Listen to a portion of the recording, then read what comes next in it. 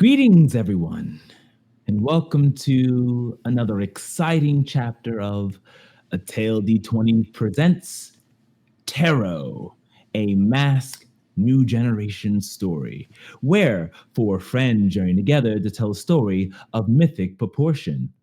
So, without further ado, let's remove the bookmark and continue our epic tale.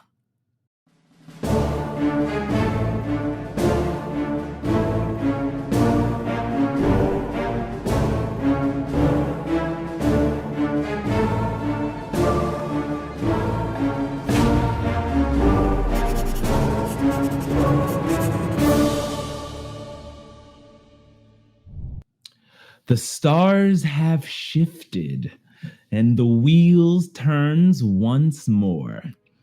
In the city of Metroton, where crystal towers kiss the sky and magic pulses beneath the pavement, a storm brews beneath the surface.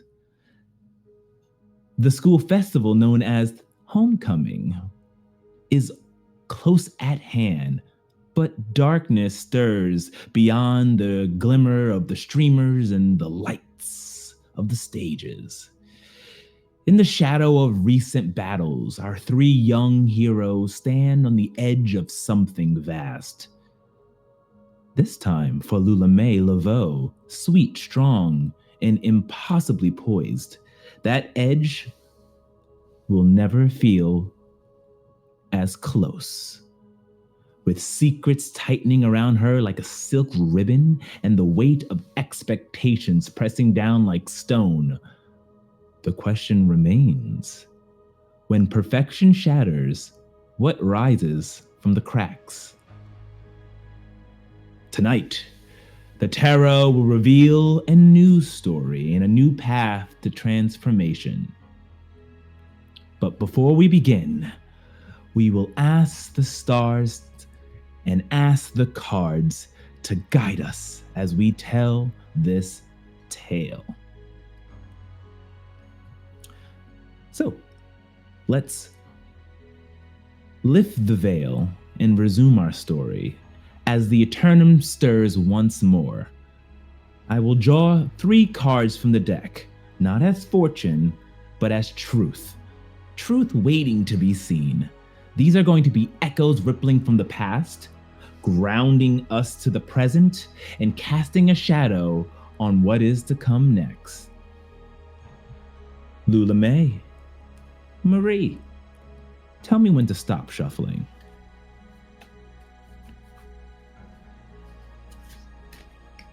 Stop! Alrighty. That was weirdly satisfying. Now, we shall do our reading.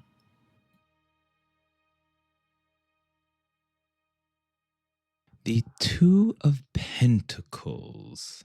You learn how to adapt, improvise, and keep things moving even when life was unstable during your past. Your present, the Knight of Pentacles. It's about committing, showing up, and doing the work. This card says that you are laying your foundations, even though progress may be slow. And the Death Major Arcana upright. Major ending, transitioning, or closure. Yeah, so for Bryce, the balance and multitasking isn't so much of his hero life and his mundane life. That's a given. It's more of a balance now of him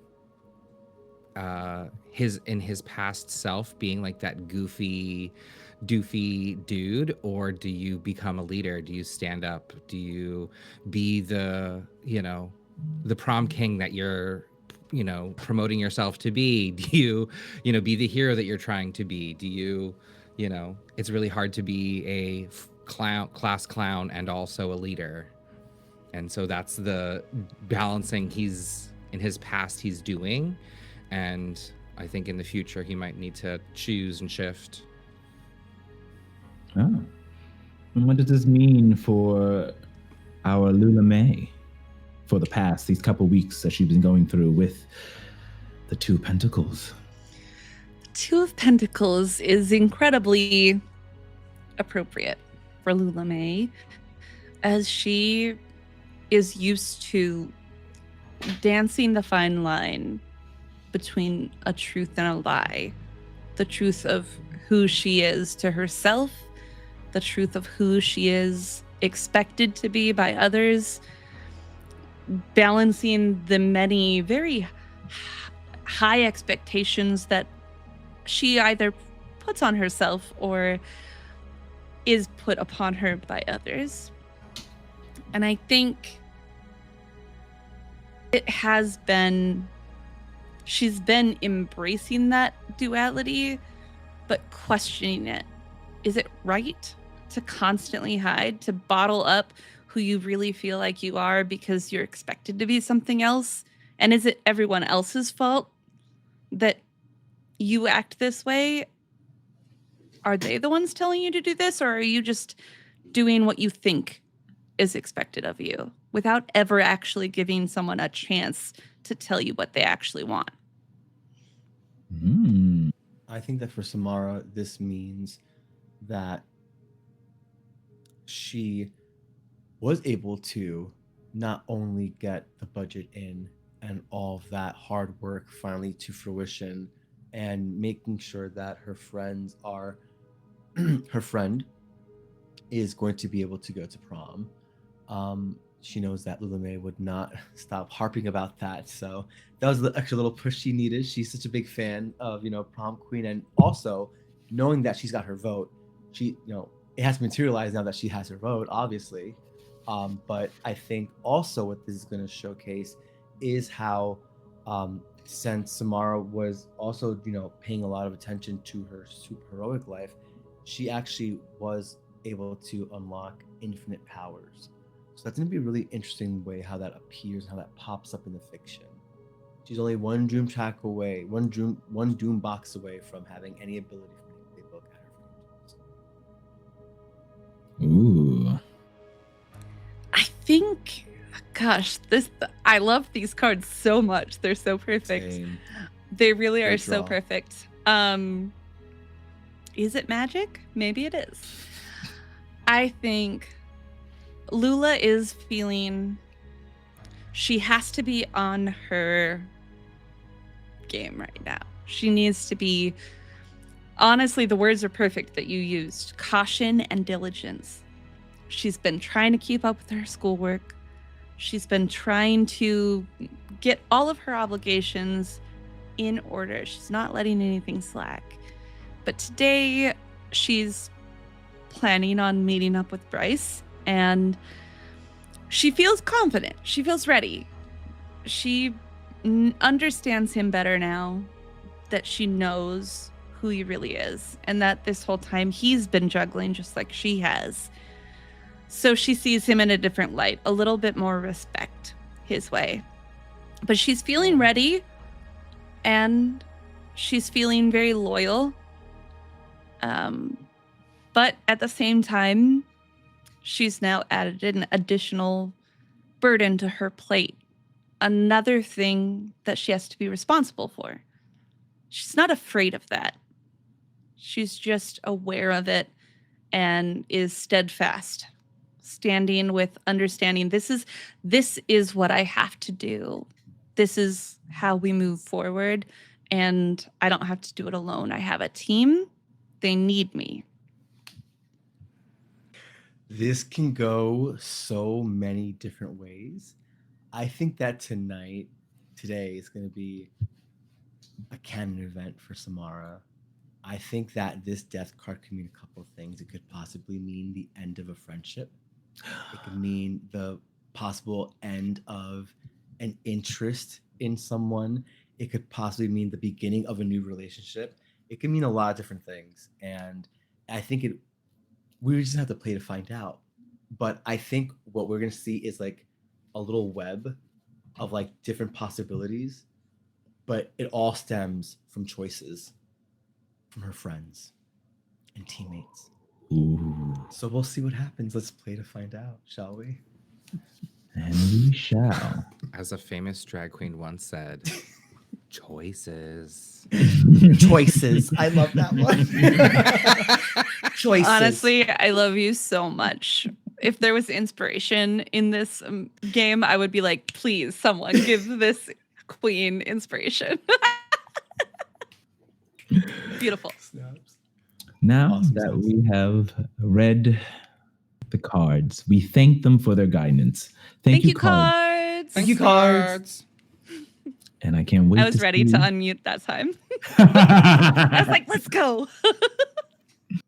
It is a beautiful Saturday early afternoon. The sun is shining, and we can see, we hear the chirping of birds as they fly across the futuristic city of Metroton.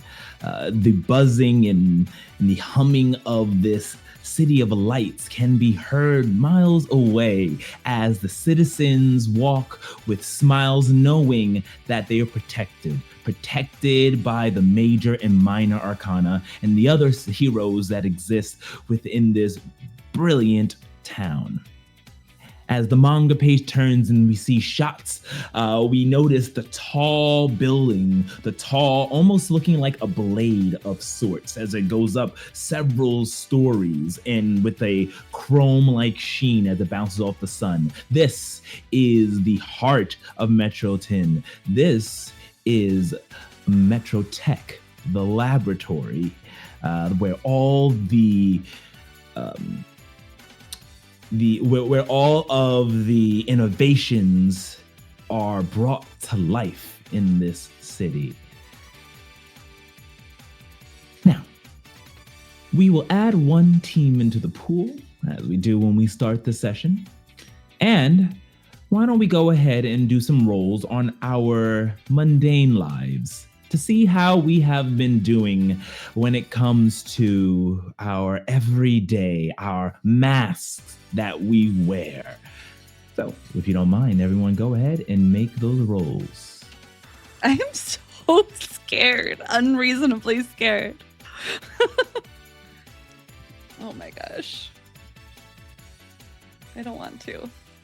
Oh my God. Why did I know? Why did I know? It just felt right. It just felt like this is what was going to happen. Oh no. You guys don't know how to deal with your secret identities. Hey, it's a lot Mark to potential, juggle. everyone. Oh my Everyone god, mark that thank you, potential. baby. Yay. Yes. Mhm. That fills me. That actually makes me feel better. Oh, fills you not just with joy, but with potential. Fills me enough to make an advancement is what I mean. Yes. I thought it was like a breeze, I mean, like a and finger that on the does beach. fill me with joy too. This fills me. I just thought it was a cute way to be like, I feel better. I don't know the word for it. Like, I advance, yay! Yes, No, you do. it's perfect. From now on, this fills me is how we will say we've gotten an This advancement. fills me. This fills me. Oh, That's I'm the gonna write a best. note so I don't forget this. I like this. I'm That's holding on to good. that bit, fools. I That's what love I'm that. doing. What a I was great way to hoping start you- the session. I know, right? I was hoping. I wish you would have got a 6. There would have been 6, So 6, 6. dramatic. But 6, 6, 4. Unfortunately, those are going to be misses. Nice. So let's kind of just see, and we'll deal with them as we go through the fiction. But heck, or I should say, Samara, what's going on with you? What are reminding everyone, your obligations and what? Yeah. Samara has 3 obligations. She is a waitress at La Vedette upscale French restaurant, the very same one that her fellow classmate Bryce works at. She also is in student government. She's student government treasurer. And then she also she works closely with the student government advisor, Mr. Bly. And on that's what happened. I would say the complications that I would like to put for you. We already know that you've been struggling with getting everything ready. So more so with the homecoming. So more the complications, although got everything together, it has taken a toll on you. So more so, I'm going to say that complication bleeds into what is really been complicated, your job. You've taken this waitressing job, and you've been missing of shifts, and you need the cash, you need there's so many reasons why you have this job, and your capabilities are being questioned. You are now having forced to take a Saturday shift, like a double shift, just to make up for it. And not to mention, don't forget, all of you have an obligation as well for your tarot abilities. And Nixus is probably taking notice, and we'll see how Nixus pulls you in that duality, if we remember our past card. We will start the scene with you when we go to your scene, probably at work on this Saturday afternoon in hecticness. So we'll see how that goes and how that's going to bite you in the butt. But you're not the only one. It seems like our our Bryce, has also has some complications. So what are your 3 obligations, if you remind us, and we'll see which ones are falling behind. Yes. So my obligations are, I've chosen job. So I'm a host/waiter at La Vedette, that upscale French restaurant in our town. I'm also, have a school obligation. I am on the football team. I am the quarterback, as well as, to a lesser extent, in some other school activities. And my third pillar is social and popularity. So do I choose or do you choose? I choose. Oh, F. I had ones I wanted to pick, but go ahead. Tell me where I fail. I'm going to Nice thinking. I would say I'd love to hear out one of the ones. But I'm going to pick one myself and tie it into the fiction. So you went against your father last time, which means, and you've been developing these tarot powers. So you've been learning tarot and possibly been once again forgetting your duties over La Vedette. But to make up for that, maybe if you've asked a fellow friend, Samara, to cover your shifts for you, thereby causing her to lose her, to cause complications with her, like the burden, such as you're not in today. This would have been a great day. Instead, you decided to meet up with someone, and you kind of pushed all of your obligations off onto someone else.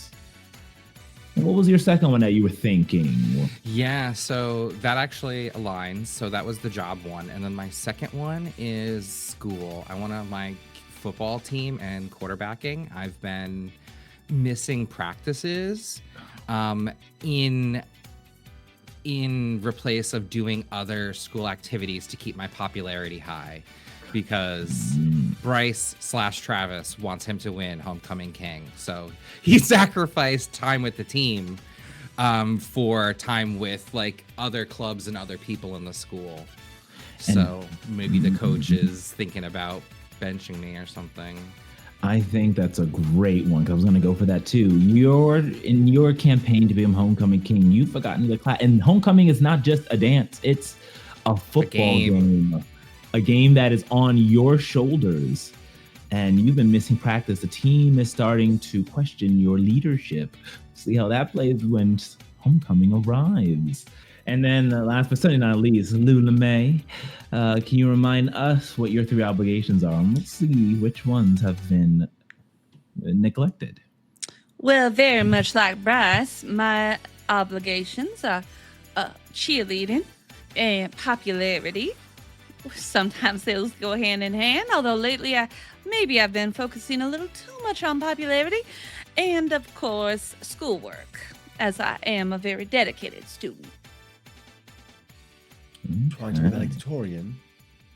I'd like to be, although homecoming's been quite stressful, and I'll leave it to the storyteller here, but I do think possibly Lula's been, like Bryce, focused a bit too much on campaigning for homecoming and maybe letting a couple things slip. Oh, yes. Especially in English. And I believe a certain teacher need to speak with you about what's going on with your English work, because that seems to be failing most out of all the other ones. If I'm not mistaken, Lula May's cheerleading captain, is that right? Oh, yeah. Mm-hmm. So it's kind of a lot for me to be missing that. It's a big deal. And you have a rival on there, but we'll find out more about that later. Ooh, tell me it's not Jessica. Okay. Is it Jennifer? Student council sass. I think it is Jennifer, and I think she's like on the pyramid that the cheerleaders do, and you're like kind of like top pyramid. She's the one who kind of holds you underneath, and now she wants to be top pyramid. Oof. Ouch. And you guys do your tumbles. But we'll find out. The page turns once again, and we shoot down to a beautiful scene as we are looking at the exterior of House Laveau. Lula May, can you describe how your house looks on the outside? And then as the page turn and we zoom into your bedroom, describe how your interior looks as well. Absolutely. Okay.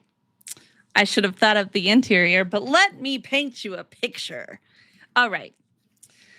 So Lula May's home, picture New York City with one of those beautiful, like, brick building walk-ups that are like 2-3 story walk-ups and are absolutely like gorgeous and certainly way more pricey than they look because they're incredibly wonderful like locations and all of this. That's Lula May's place. So there's this gorgeous like these steps that are always clean. Somebody's cleaning that. Let's be honest. We have people for that. So my family takes a lot of pride in appearance. And you see it in the way that their home is cleaned and decorated. Everything inside is like pristine white.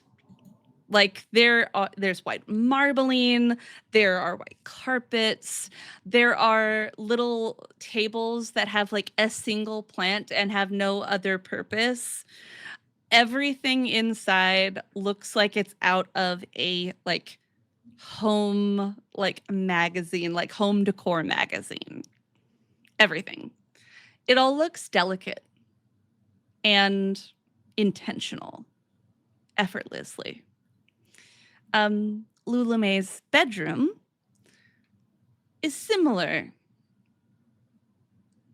but things are a little bit more functional in there. There isn't a lot of clutter. Her closet is one of those like cute walk-in closets that all of the shelves are built into the actual wall, like with old wood and like just beautiful styling. And all of the outfits are very like color coordinated and also by season. So it's like, here's summer, and it's like all of her dresses, but they're color coordinated.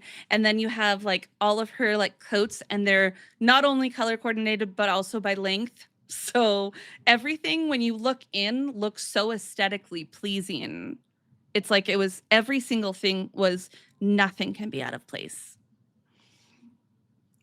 There's a lot of pressure looking at this closet and her room as you realize if only a little smudge got on something, it would just ruin the entire aesthetic. Everything's in its place. How much work must that take? So that it's this feeling of, oh my God, it's perfect. It looks so easy. And yet probably takes a little work. Alrighty. Oh, and of course a 4-poster bed, let's be honest. With a canopy. I love it.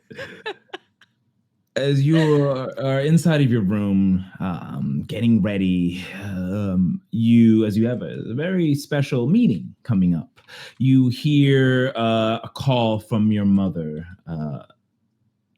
downstairs. Lula May, can you get down here right now, please? We need to talk about something. Oh, goodness. What is like the morning Saturday morning? Yeah. Okay. I'm already dressed. I already have makeup on and my hair is already up, but it's like I'm wearing like athleisure. Basically, I'm wearing clothes that look like I'm relaxing, but I absolutely got ready for like an hour and a half before I came downstairs. I come downstairs. Yes, Mama. What is it? Stepping up, you see Victoria, your mother, and describe to us what Victoria looks like. She's a force. My mother is already fully in like pinup style dress, right? She has her hair half up, half down. I guess more of like 2/3 up, 1/3 down, maybe similar to the way that Lula does her hair. But hers is a little bit darker. It's almost like a strawberry blonde more than blonde. She has very angular features. So there's even though she's very soft and ladylike in appearance, there's something about her that almost gives seriousness and structure and force. She's a force to be reckoned with. She looks over at you holding a paper in her hand. You can tell her brows are furrowed and furrowed, and she looks very displeased. As she looks up, she has a cup of coffee in her hand. She takes a sip for placing it down and putting onto the pristine kind of porcelain counter that's the island in your kitchen. She looks on over to you holding a paper, and you can see that it is a letter from Metroton High. She turns it around, and it is a report from Mr. Kojo that speaks about your lacking in the English department. And she looks down at you. Lula May, what is this? I hear that you have not been turning in your papers in on time, that you did not cite your references amongst other questionable dealings. Now, the promise was if you wanted to be part of the student council and if you wanted to do cheerleading, and you will make sure that your grades were up and perfect as I know that it should be. Can you explain this now? Yes, ma'am. Well, I admit some of the recent uh, assignments have been somewhat challenging, but of course, I never back down from a challenge, as you taught me. And you know, I actually was planning on maybe coming in for some of the office hours with Miss Odisa and sort of. Um, well, I plan on getting all that work in and maybe even asking for some extra credit. Uh, of course, it's always very important to keep up appearances and also keep up our schoolwork. And although there are many obligations and responsibilities, I understand that it is my job to uphold those, and that well, no one is responsible other than me for that. So I won't make excuses for you, ma'am. You're not only going to be doing extra work, but I want to make sure that as soon as you're finished after school with your practice, with your cheerleading, because you took it, so you're responsible to make sure that you are the best in it, that Yes. you will be going against and reporting back to Mr. Kojo. And I want you to do every extracurricular item that he has for you before you then report home. So no more hanging out with friends, no more going out and wherever you go before you get home. It's Mr. Kojo, straight home, and then you're going to review it with us. I'm very disappointed in you, Lula May. I, I'm very sorry for what I've let slip, and I promise I will do better, and um, I will try to live up to the pristine reputation that our family has upheld for so long. Now, Victoria, let's not pretend she committed high treason. She's a teenager, not a fugitive. As walking up with his hair kind of wildly and sprawled from whatever uh, contraption or work he was working on in the other room is Wyatt Laveau, your father. What does Wyatt look like? Wyatt looks like he would be handsome if he wasn't always a little bit chaotic. He has big eyes that he wears glasses. His eyes are like a dark, kind of like a dark hazel, like brownish green, but most of the time they're more brown. He has very cute, like silver fox kind of hair, except that it's a little bit not kept up, like it's a little unkempt, so it's a little longer and not styled perfectly, but he has really good facial hair actually, that kind of that accentuates his jawline and stuff and makes him look very distinguished.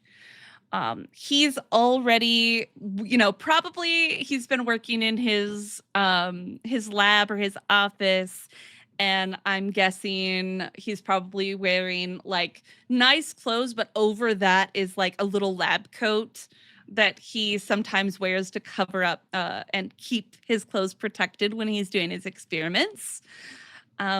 He's probably a little bit tall and slender. Okay. Almost lanky, but not quite. And as the page turns, it shifts in a panel, and we see behind him are two plaques, one for Victoria and one for Wyatt, as they've been named Metro Tech's employee of the year, or the youngest chiefs of finance and technology, respectively, showing their prodigious spots and how important they are to the city of Metroton, both leaders in their own count.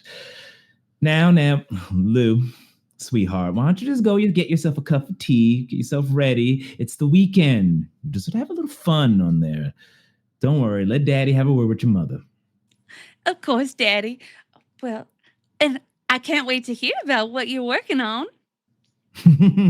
I can't wait to show you, but even from you, my dear, I can't spill all little secrets, but Oh, come on. What's a little secret between family?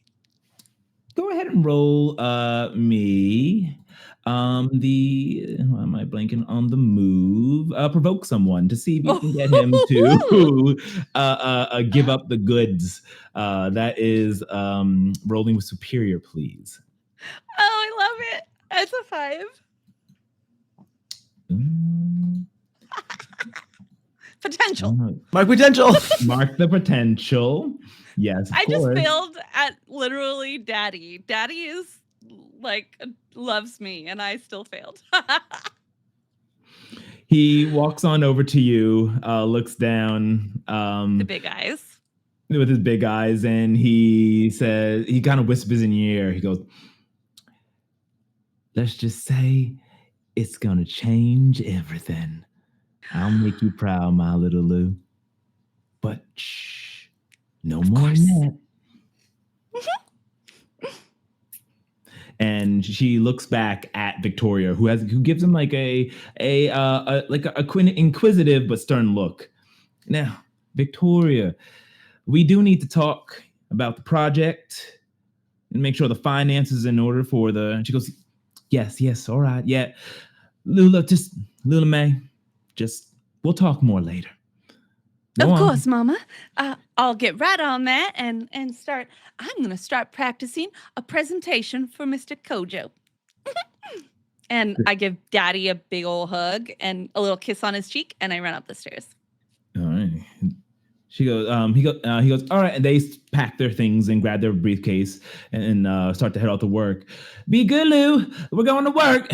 And they close the door before taking the vehicle off and driving towards Metro Tech. I immediately text Bryce.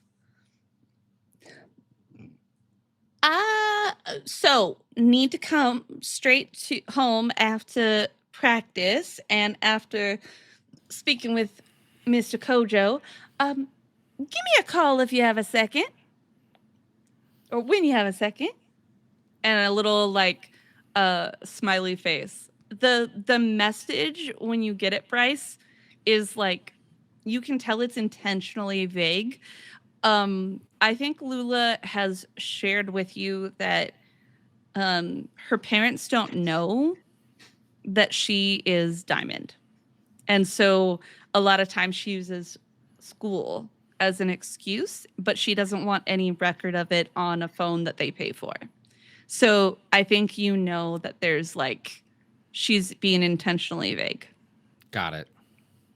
All right. You get that text. Where are we finding Bryce at this time as he's getting this text in the later morning? It's a Saturday morning, and I feel like I've just convinced Sammy to take my shift at the restaurant, so that way I can respond to Lula and say, I got off from work today. I know I owe you a conversation and you have to go right home, but can we stop by the Brown Bean? It's on the route, on the way home to your house, just for like 5 minutes.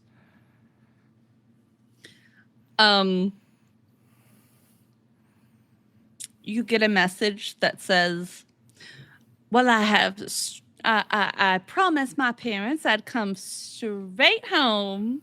And then a little smiley face.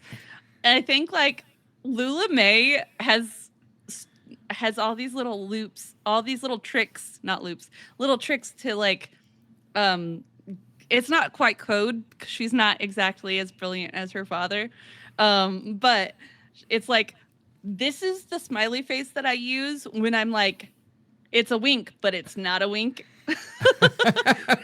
So it's Lula May saying, yeah, absolutely, that would be fine. But in text, it says no. Okay. Bryce will respond with maybe next time I'll meet you on the patio with your favorite latte. Well, aren't you just a doll? I can't even tell you how much I appreciate your understanding. And I will make my way to the Brown Beanery and put in that order for Lula May and myself and wait exactly on the patio like I said I wasn't going to do. Yeah. For her.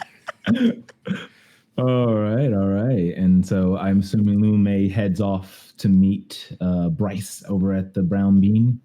I am going to do that. Yes. So you kind of grab your things and we turn the page and we have a shot of Lula May walking out the door, closing up, showing the street in the background, Metro Tech looming ahead like a strange obelisk. Turning the page again, we now have walking into a very busy, because it's Saturday even there. This place is bumping even in this morning for kind of the brunch special. Samara, as you have been, I'm not going to say swindled. I feel like that sounds bad. You've been convinced to come in on this day, but you have been slipping in your work, so you can use these hours anyway. What's going on with Samara as she's starting her shift?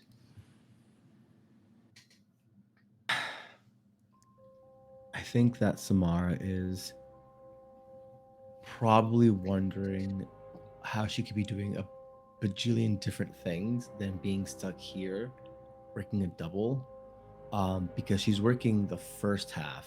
The first half of the shift is Bryce's, and then the second half is her own shift. So she is just kind of like trying to stay busy while also having a bajillion different things going on. I think that in every little free moment that she has, she is catching herself doodling this little thing where it's basically, it looks like H plus R, and it's like a little heart. Because she's just been like, that's been like the one thing on her brain, and she's just kind of like trying to wonder, like, who could be under the mask? Who could that be? She wonders. She goes to school. I mean, she clearly goes to school with him, but like all the different people, she's like literally like wondering and guessing every single person besides Bryce. But whenever her name gets called, he's like scratch out the little doodling and like get back to attention. Thankfully, Samara is good at multitasking, but she really wishes that she did not have to be here. But she understands that right now she was doing Bryce a favor. She is just actually real quick. What was the exact reason that Bryce had given Samara? What would have been enough of a reason for Samara to accept? It would have to be a good reason. I think it would be. I think it would be. He would confess that Lula May has been on his mind, and that there's a few things that he needs to discuss with her. Oh, right. Let's do a flashback as we page, and let's actually play out this really quick into fiction. I would love to see how this conversation would go, because you may want to provoke her or something. You might have some roles in there and see, and we can see how it ended up here. So the page turns as we go into like that anime flashback, and where as this would this be on the phone or in person? Because I already know that I'm going out to meet Lula May, so maybe I'd come to Sammy's house. Have I been to Sammy's house before? Would it be weird to be there? I think it would not be the first place you would agree to meet. I think that this would probably make sense if it was like after school the day before. Oh. Okay, so then can I catch Sammy after school at the end of the day before she like leaves? Mm-hmm. And I'll say to Sammy, "Hey, Sammy, I really need your help. What's wrong? Did you not do the English? The paper's due tomorrow. The paper's due on Monday." No. I actually completed it. Oh, okay. What's wrong? I have to confess something I'm a little scared of, and I know that that's weird coming from me, but you know Lula really well, and I need to talk to her, and I'm afraid. So, but I know that she's been like under lock and key, and I think she has a little bit of time tomorrow, but I'm scheduled for work. And I know that you have work in the afternoon, but I was hoping that you could take my morning shift so I could go talk to Lula. I would really appreciate it. And I know you like too. I think in this moment, she's not going to say no, but I think she would like to pierce the mask. Because I don't think she's ever seen the side of Bryce before. And she's not sure how to make heads or tails of it. But let's see if she even gets anything. Ooh. I think you have a lot of tells on your face right now. I do. Nice 10. So you know what? I already know the answer. But I want confirmation. What do you want me to do? I want you to take my shift so that way, at least the first like 2 hours, so that way I could like go talk to Lula May. I need to catch up with her.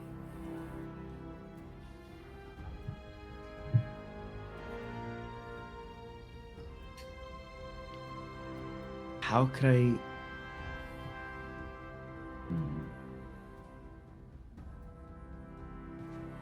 The fact that Lula May has been brought up is what's really got her piercing the mask. What are you really planning? And that is the long term. Does Sammy just say, like, what are you planning? So this is basically asked out of character. Yeah, yeah. It was very out sweet of- that you answered it in character, but you don't okay. have to. Okay, yeah. So out of what I'm really planning is to ask her to homecoming. I'm gonna say, like, whether or not, like, I win king or whether or not she wins queen, it would be really nice to, like, have a person that I know to, like, dance with, and, like, there's all these societal expectations, and, like, she's a person that I trust, and I want to, and, like, you don't know, but it's because she hasn't figured out that Bryce is Rip and etc. I don't know that. You're so right. I don't know that at all. Yeah. Um, But for our viewers' sake. And the third for our question. viewers' sake. And last but not least, how can I gain influence over Bryce? Ooh. 'Cause I don't have By influence over Bryce yet. Only Rip. you would get influence over him. He would really owe you and trust you if you took this shift for him, and he would owe you, and you'd gain influence over him. All right.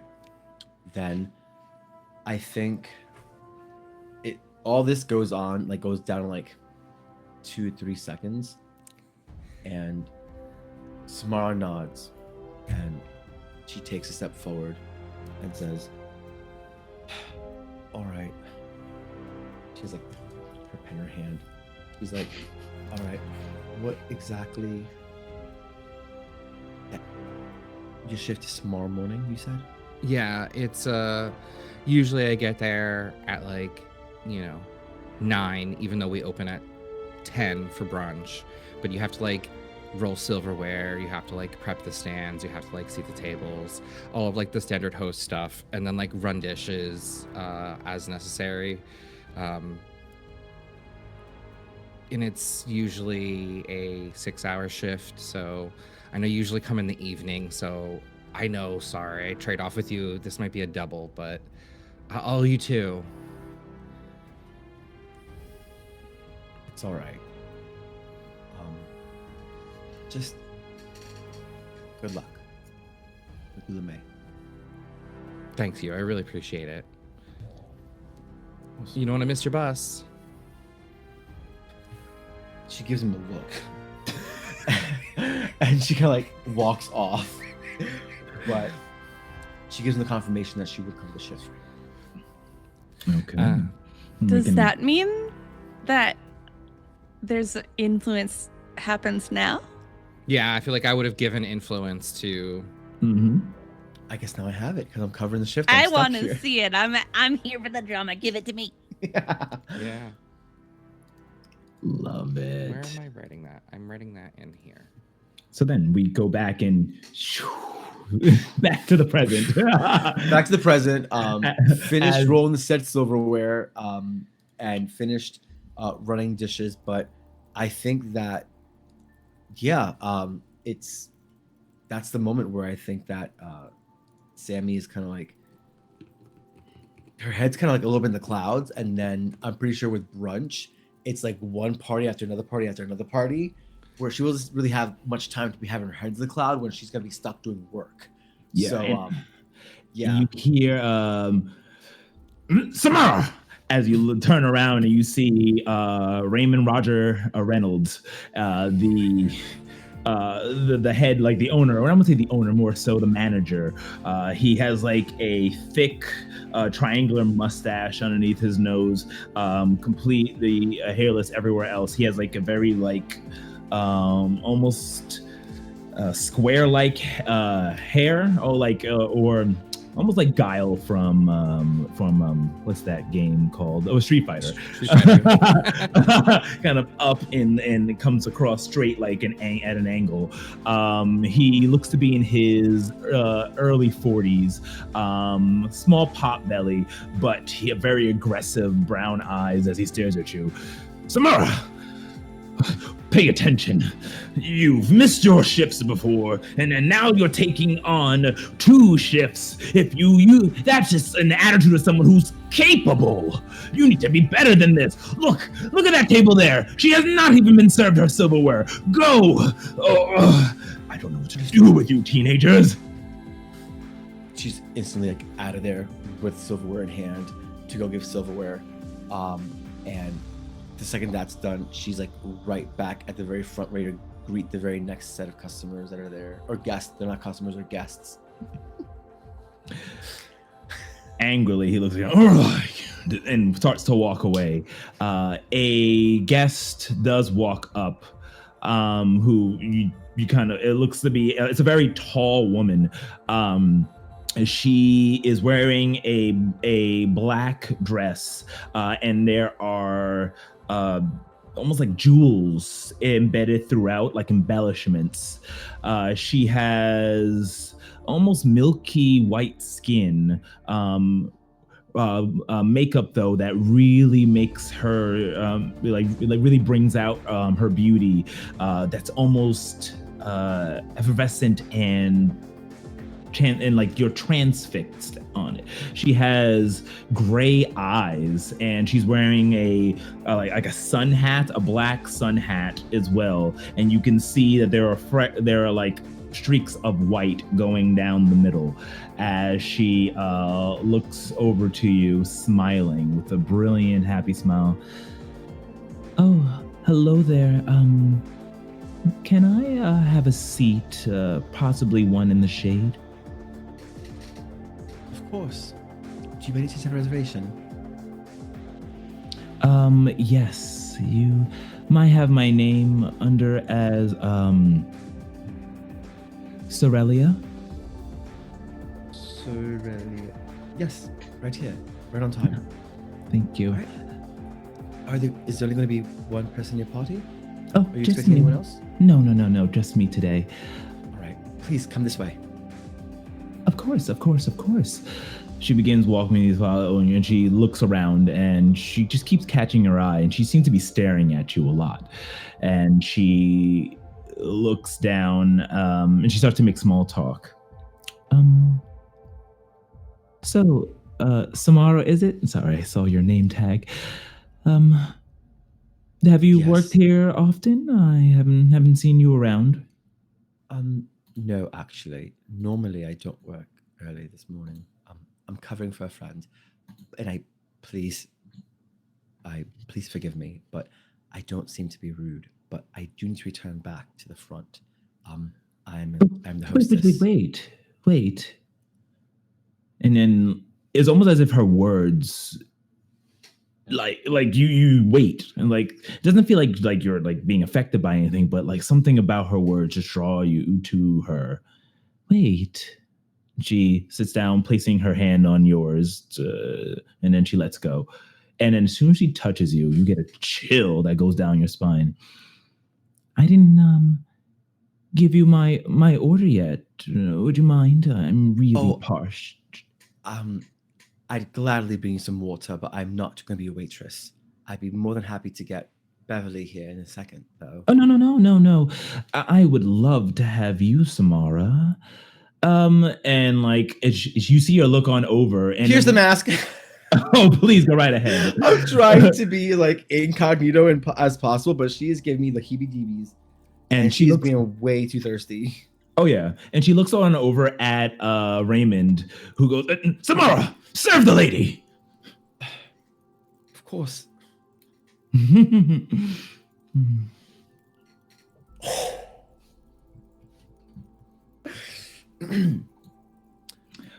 Wow. Samara's pouring her a glass of water, and in that moment, as she gets to the very last ice cube, in that anime style, eyes connect.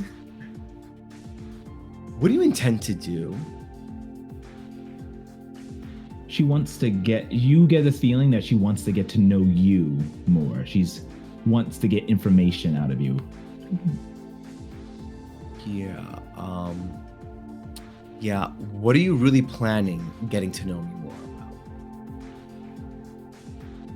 She is not who she seems. And the way that the conversation may be flowing, you get feeling, she's trying to learn about your dealings as a superheroine. Just the way that, and in the fiction, the way that she's been asking and talking, has been pouring it. She's like, been asking, like, have you seen these tarots, these heroes? What do you think about them? If you were in her shoes, what have you done? And she's really asking these fishing questions. She seems to, you pierce that she knows something more than she should, and she's trying to get you to answer her questions as if she was talking about you and not some random superhero. How could I get your character to completely change the topic?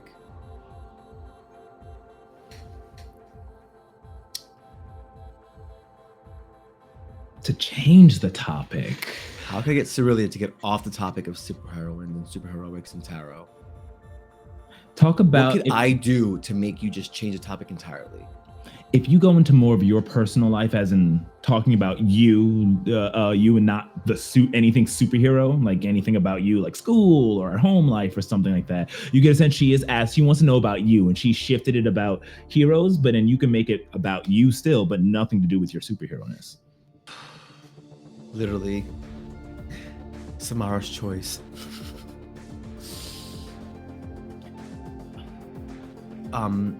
Samara's gritting her teeth as she's forcing a smile and slides the tall glass of water over her. And she says, well, I am in student government. I am currently planning our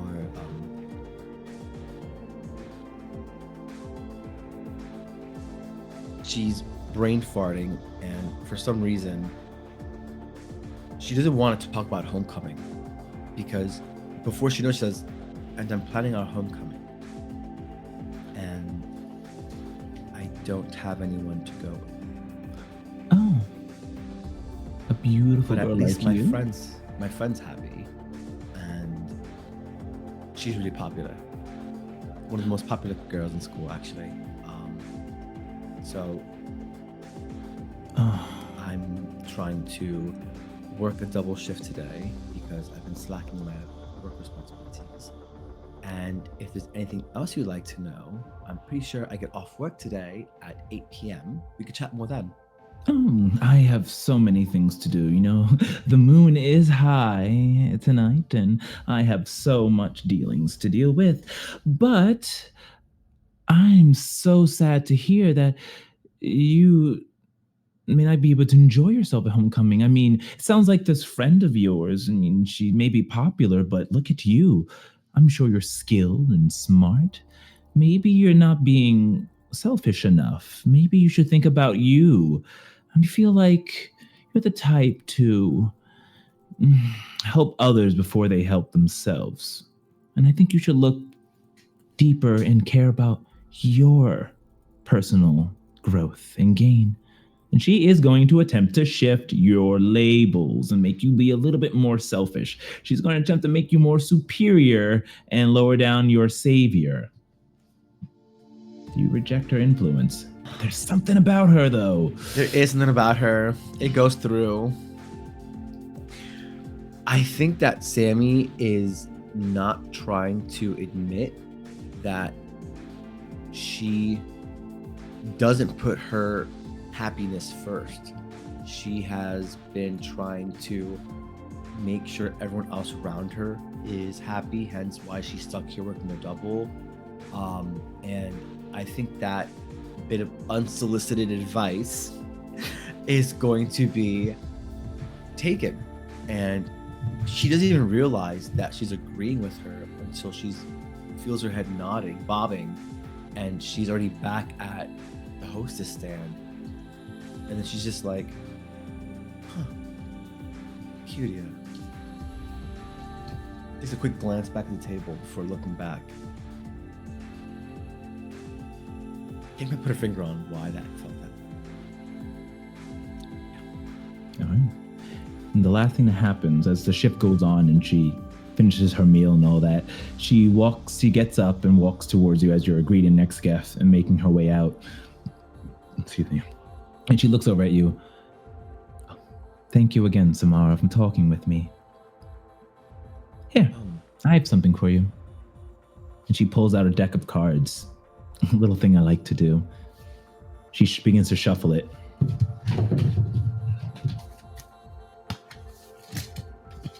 tell me when to stop.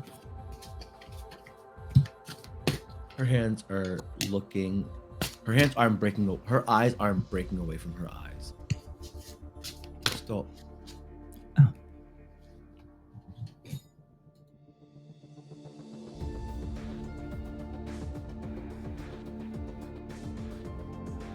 Ah, the Three of Wands. You spend your days serving other people's journeys, but never your own. This one is about movement before you leave. And you've already decided. You just haven't admitted it yet. She leans in, eyes glinting with starlight. Soon the world's going to knock on your door, Samara, loudly. When it does, don't cling to this little shoreline.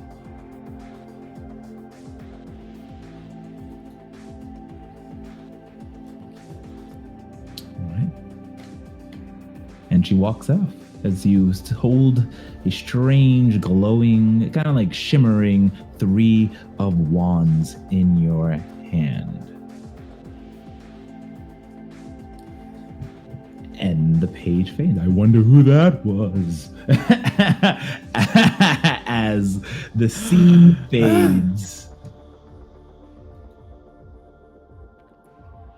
And we are brought back to the next scene where we shoot and look down at a small shop with a neon lights that show beans being thrown into what looks to be some sort of cup before exploding into smoke that releases up, and the brown bean sign illuminates ahead. As we zoom down, we see waiting in who would have arrived first? Would it have been Bryce or would it be Lula May?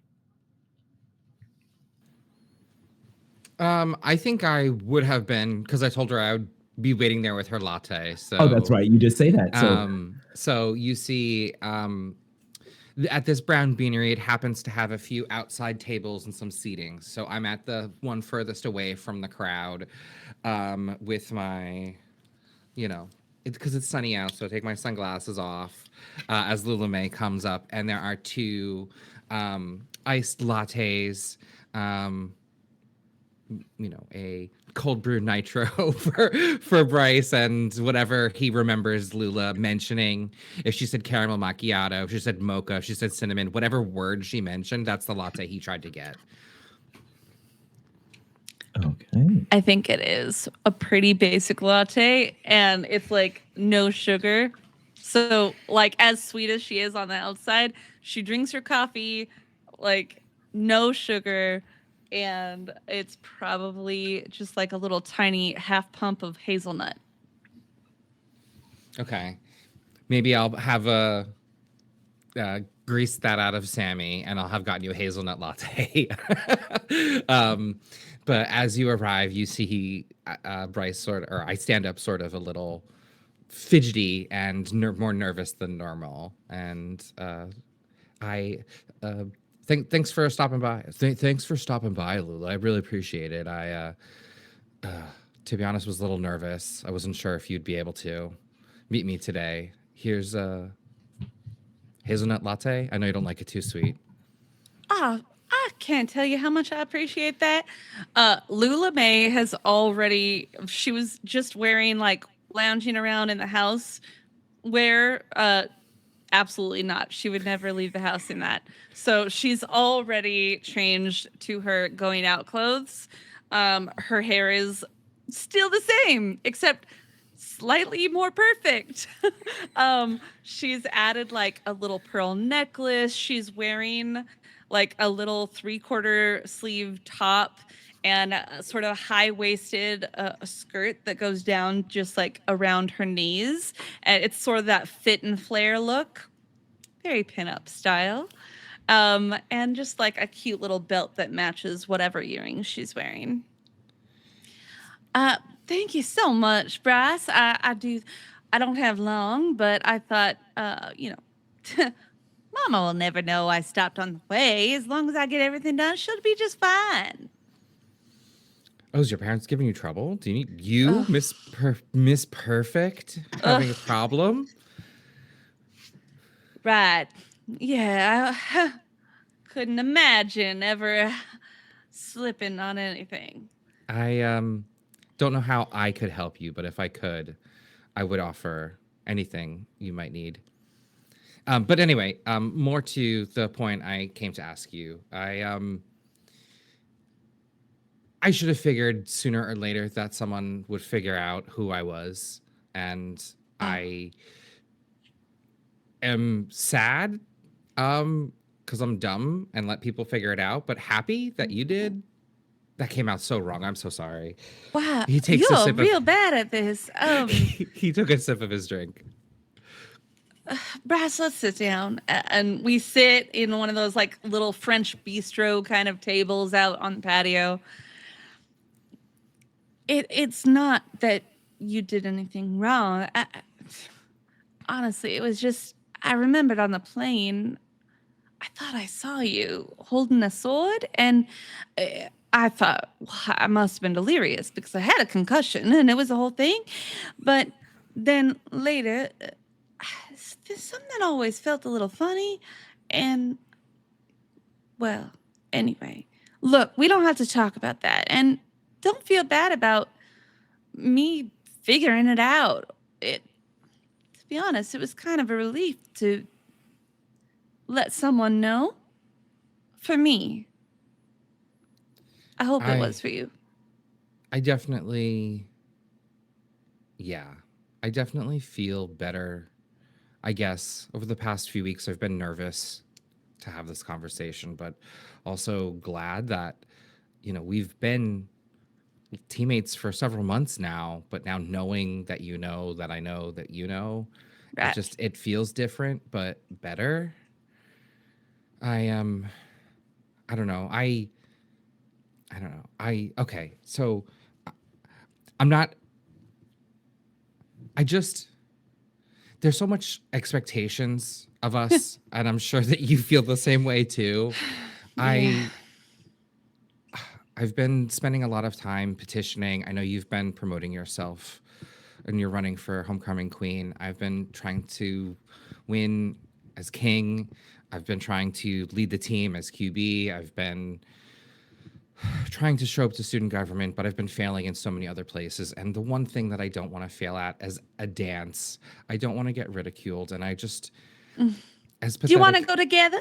as pathetic as it sounds, yes, could we please go together? Or let me take that back.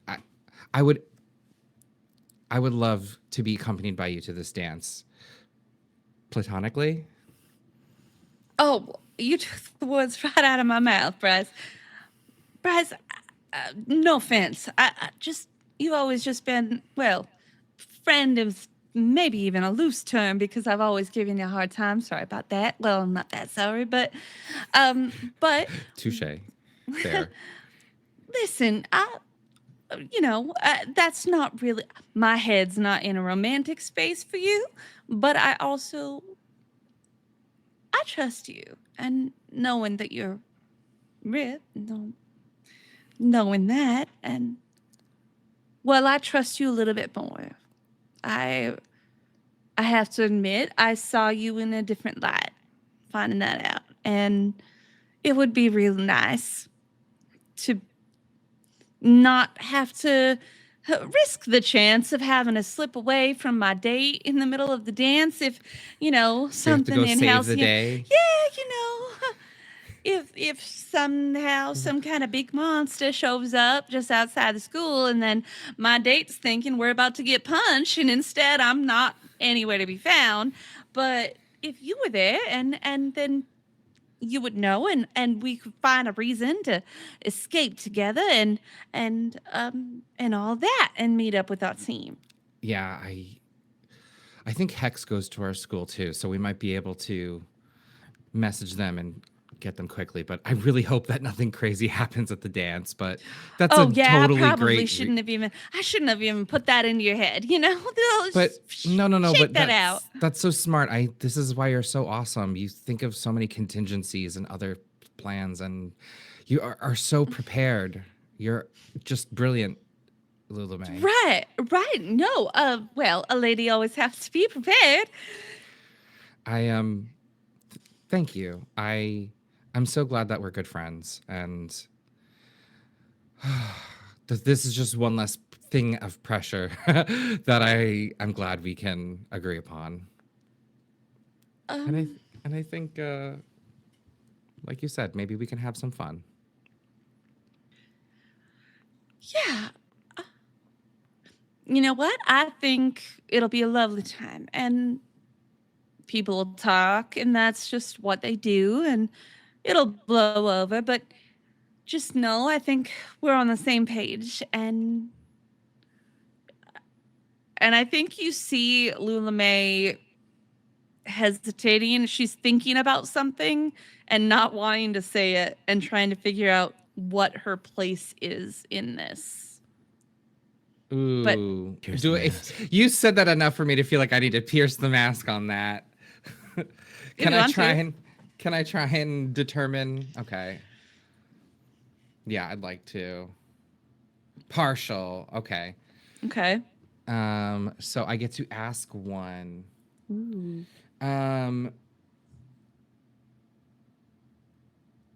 What do you really want me to do?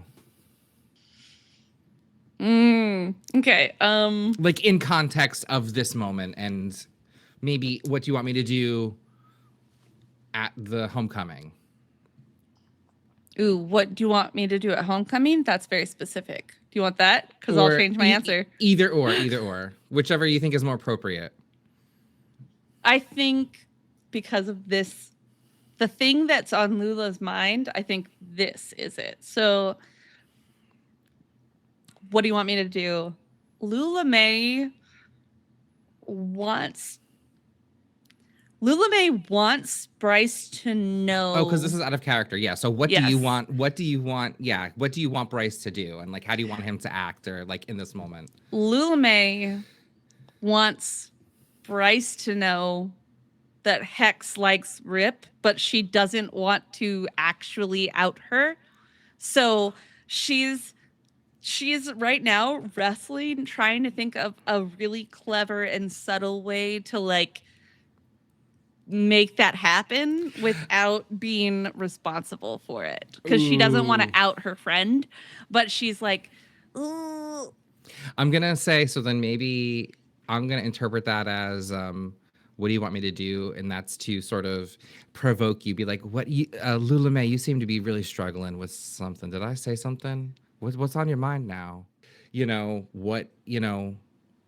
thought that like we just cleared this up. Like, why, is something still on your mind? I don't want you to feel upset or worried. Like, what's going on? Like, I thought we're in the clear. Is everything okay?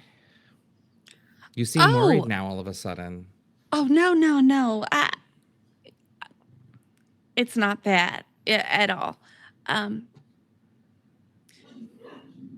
I was struggling with something completely different, but somewhat adjacent. It's weird. I know you and I both know each other's true identity, and we have another teammate, and that teammate doesn't know. And I guess it's been on my mind. That's all. I have to be careful about what I say, right? And so, Do you think I should tell Hex? that's not a decision I can make for you. I think that is a personal choice, and Maybe we should reveal it together. Would you reveal your identity to Hex too if we did it together? Maybe we all can do it as like a trust thing. Right. Yeah. Oh my gosh, I think I'm running late is the thing. But I didn't mean. You're right. I'm so sorry. I do. Here, let me this take is that cup. I probably know. Oh, thank you so much. I'll Make toss sure it you for you. recycle. It's I will. important. I will catch up with you. I will say this, Bryce, as I get up and I'm like putting my bag on. And I'm like trying to leave this situation as quickly as possible to not reveal what I know. And I say, Bryce, I will say, I trust Hex implicitly. And if you were to choose to reveal your identity to them, I think you couldn't choose a better person. Thanks. I gotta go. Thanks, Thank you so Lula much for the coffee. I'll give her a quick hug and then go to recycle the things. Bye. Oh, okay.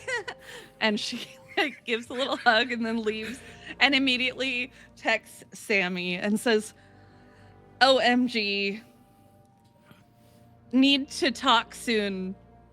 Miss you. Hope shift is good. Heart.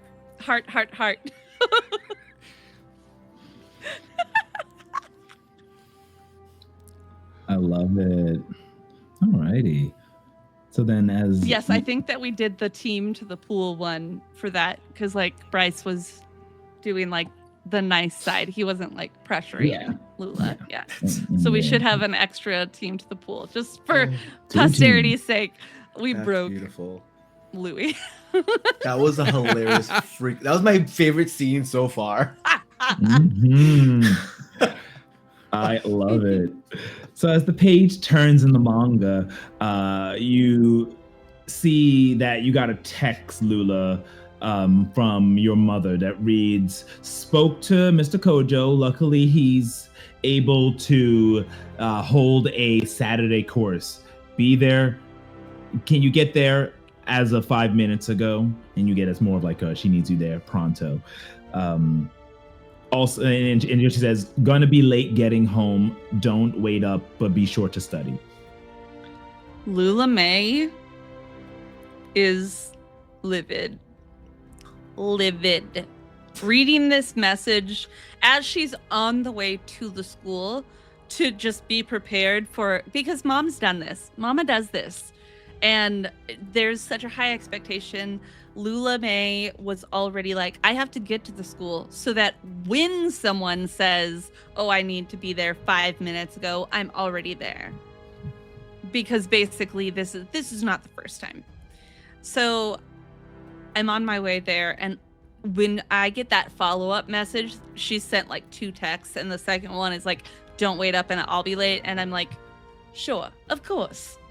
Yeah, you don't need to be home. Be there for your family. Of course not.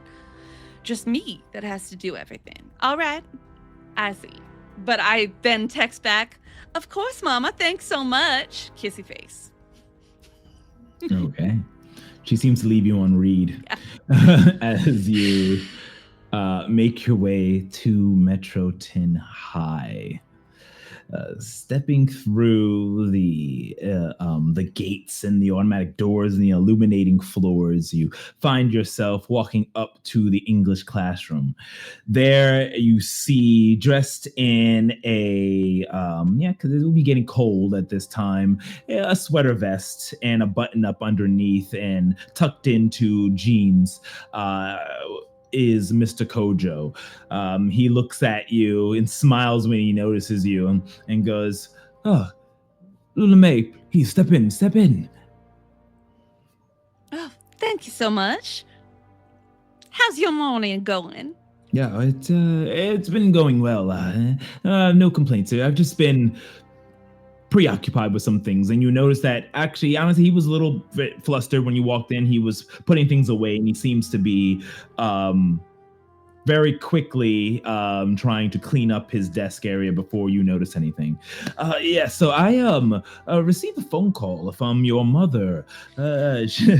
Very headstrong woman, I would say. Oh yes, she's quite the force, isn't she? Yes, to say the least. But what she says is important and true. I've been worried about you. Please have a seat, Lula. Of course. your work, and he pulls up your latest essay. You see here your prose, they're lacking.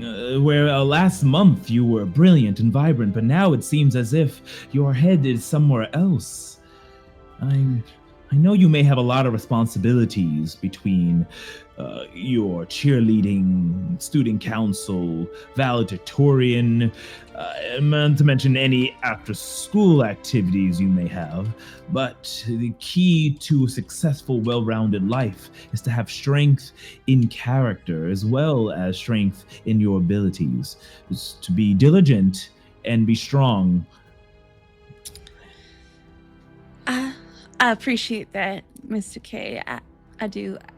I have been trying, and I think I've made progress. I've been more cautious, I've been more dedicated, but it just seems like I can't seem to get it right. One side, I get one thing right, something else falls in. Well, it's been hard. I know. And he actually has this very he comes across very sincere as he kind of sits down at his table like a cool teacher like anyway. Yeah. In his sweater vest. Yes. Little cutie. I can imagine how it is to have all these responsibilities, to have all these expectations on you. Expectations you could feel like the world is on your shoulders. Figuratively, no idea. Of course. Right. but I guess every teenager feels that way, right? of course. So I want to do whatever I can to support you. Now, although these essays are a high portion of your grade, I want to give you some makeup work. All right. I want you to turn in an essay on Monday about what it is to be strong, the true meaning of strength. The true meaning to be someone, to what to do with that strength and how you can use that strength to help those less strong than you, the weak. Really dig in and think about that. Think about that responsibility, what that means. You are talented and strong in so many different ways. How can you use that strength to benefit your peers? Think you'll be able to do that, Lula? How many pages? I'll leave that up to you. You'll know enough. You'll know what is enough. Does it have to be traditional written word, or can I do a kind of a multimedia presentation? He pauses for a moment and looks over at you. You can do a multimedia presentation. Make it interesting. How about you present it to the class? I think that will show them and inspire them. I know your good work, and I feel that something like this will really help move your peers forward in the right direction. You're a beacon of hope, Diamond. Oh, sorry. You're a beacon of hope, Lula. He doesn't say that. That was flip on. Rewind. That was Omar. You're a beacon of hope, Lula. You shine bright. I just want to make sure that you illuminate the path for everyone. Oh, wow. Once he says like present it to the class, Lula visibly catches her breath in her throat, but then regathers herself and she sort of, I really appreciate your confidence in me, Mr. K. If there's any way you can just, if my mother contacts you again, maybe just let her know that I'm working on an extra special project for you, and that I'll be able to catch up. If that's true, I wouldn't want you to lie to her, but if I can catch up, I'd appreciate a little of that weight being lifted. All right. I'll let your mom know exactly the kind of student and intelligent young woman you are. Have faith in yourself. Have faith in me, who has faith in you. Well, of course, you're my favorite teacher. And I know we're not supposed to have favorites, but you've always been there for me. And I feel like you challenge me while still nurturing my talents. You do it to everybody. You're a very good teacher. Thank you. And you're an amazing student. Have faith in yourself.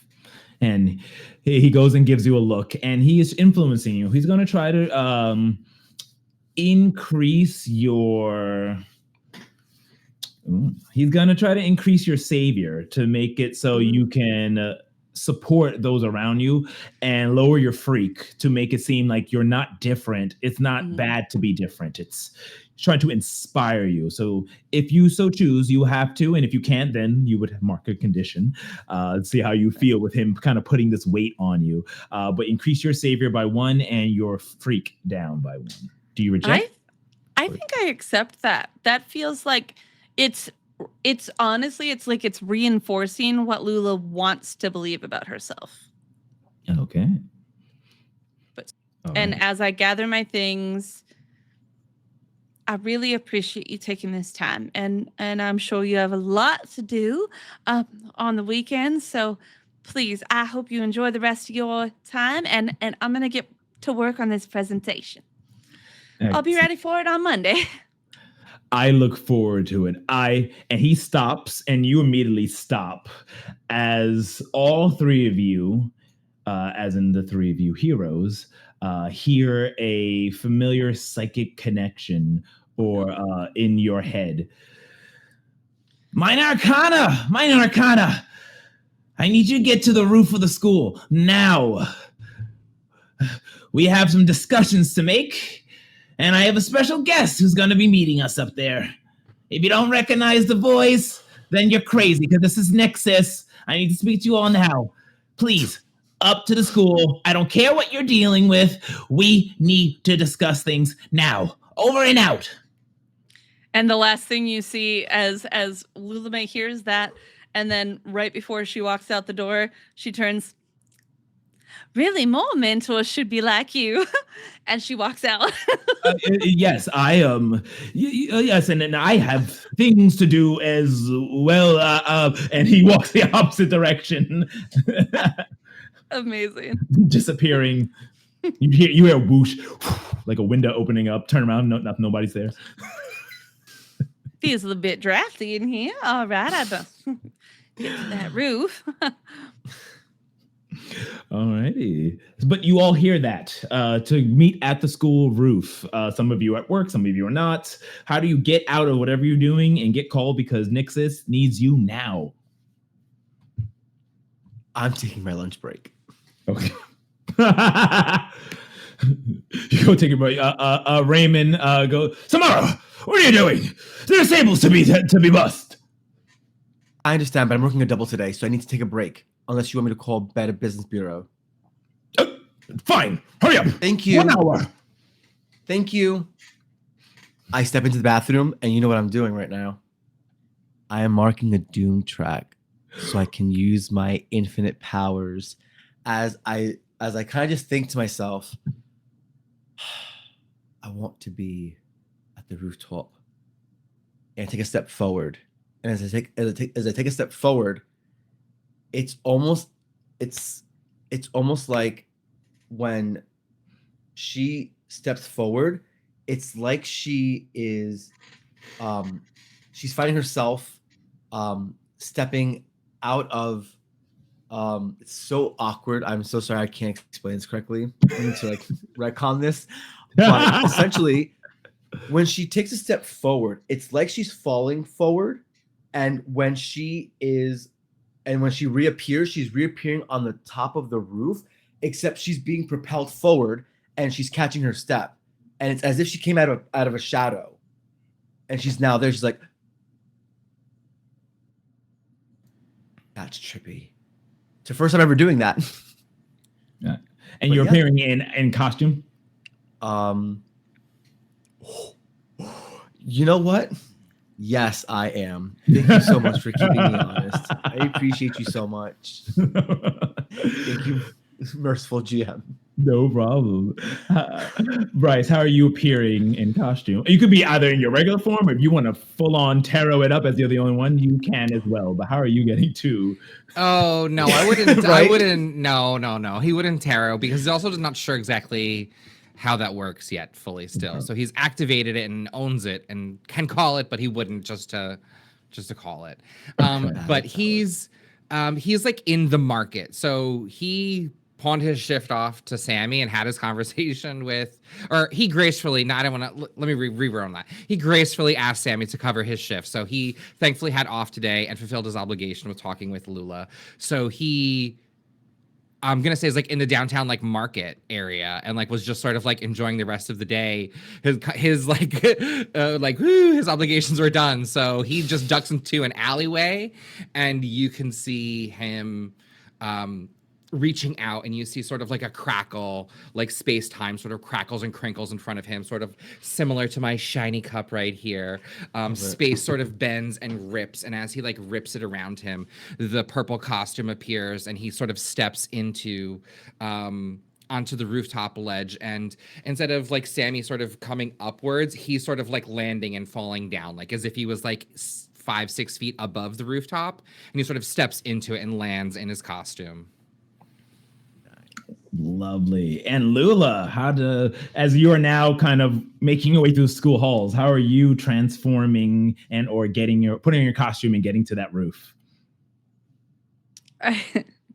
I find like the girls' locker room on my way to the roof, and in my like cute bag, I have my costume all stuffed inside, and I just change out. I don't have fancy powers, guys. So I need a tech watch to like Iron Man it up or something.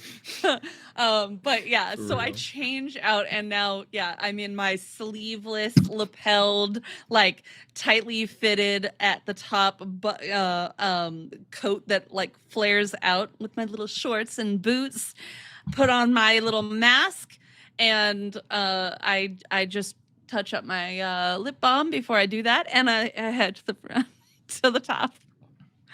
Stash my clothes inside the locker room and my bag and head up there. Awesome. If Hex and Rip were to be the first two there, I think the second she were to see Rip, she would just like instinctively like put her hand through her like, "Hi, Rip," before stopping. Yeah. You muted. Hey there, Hex. I'm so surprised to see you. I was expecting a text from you and Lula, or from you and Diamond, but glad you made it. She should be here momentarily. She's looking at her phone as she's texting Diamond. "Where are you? Are you at the rooftop?" And she looks up and smiles at Rip. You get a text back from Diamond or Lula May or whichever number you texted me, and I'm just like, "How in the world did you get there first? I literally was at the school. All right, I guess I need to print less. I'll be right there." Talk to you later. We have much to discuss, is what she says. Just as I send it, and I get yours back, and then I'm like right on the other side of like the door to go up to the roof, and I'm like, "Ooh," and I just do the interested face, and then I walk out. I'm like, "So sorry I was late. Oh, I mean, I thought I got here as quickly as possible. You all are just overachievers. It's so good to see you, Nixus." Hello, Nixus. I forgot he was even here. No. So Nixon wasn't there yet, but he appears. Oh, okay. Yeah. My bad. If he was. The three of you are finally arrived as you Great. come to so the door. Good to see you, Rip and Hex. And all of a sudden, a shimmer appears in the sky itself, almost like a lightning strike. A ray shoots down, and a feline outline appears as long antlers start to come out. You see the starlight fur begin to form as black indigo speckles with silver constellations appearing on its fur as it just bling, stars just kind of shoot out, and there you see standing with multiple tails. This time it's two tails split. Is the jackalope Nixus as he goes. It's about time. You know how long I was just waiting there in the nether for you to appear? Okay. Actually, give him a big hug. Last time we saw him, he almost died. So I just want to I want to pay a continuity off that Hex does care about Nixus. Beautiful. So she gives him a big hug. Diamond isn't happy with that response. Diamond looks triggered at the second that he shows up. Like, he's the one that just showed up. We were standing here. He shows up and starts telling us, oh, he was waiting so long. We don't know where you are in the nether. But she doesn't say anything. She just looks a little like,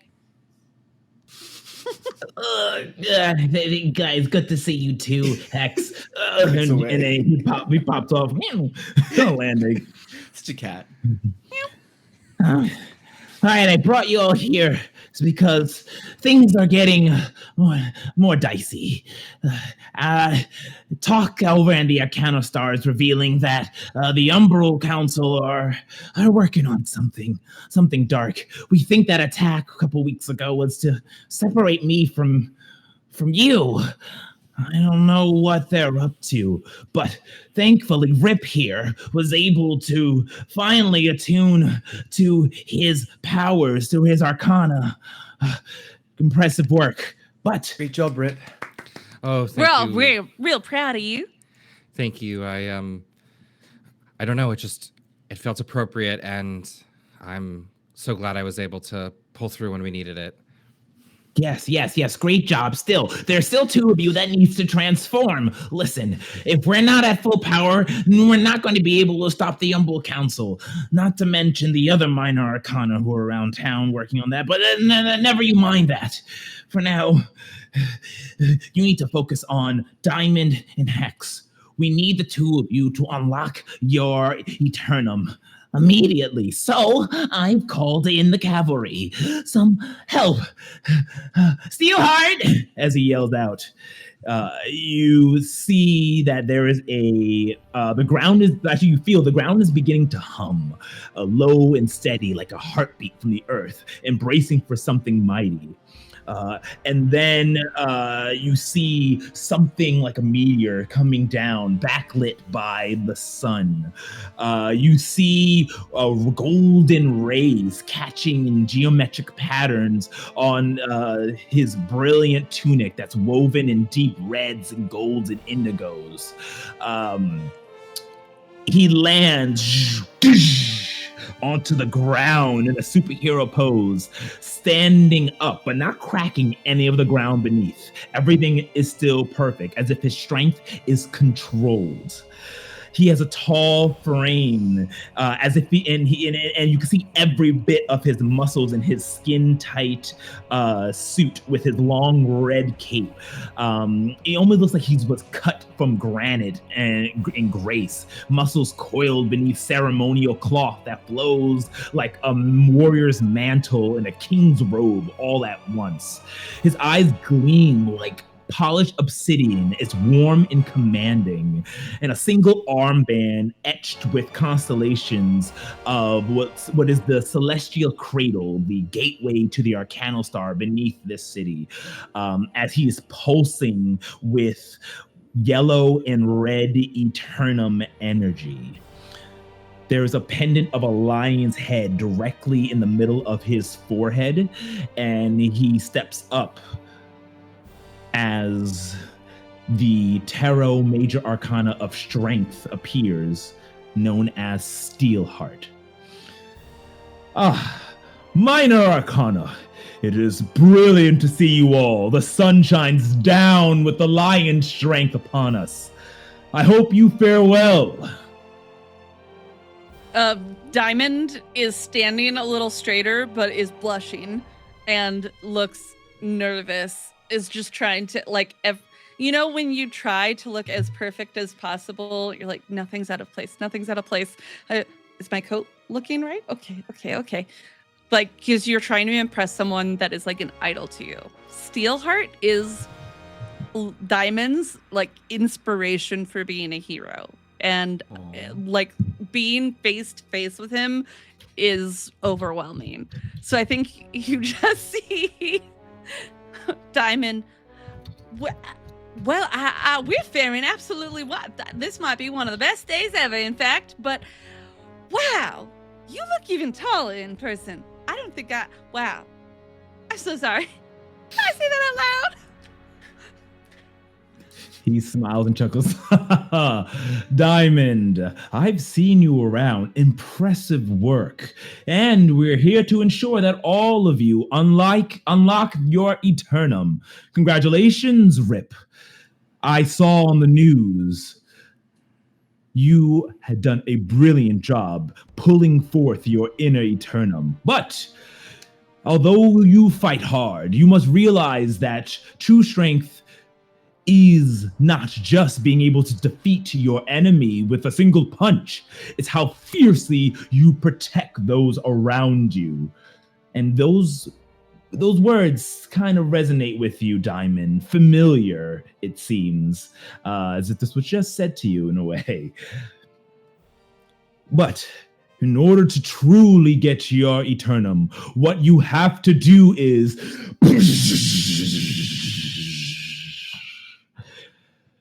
there is a large explosion that is heard as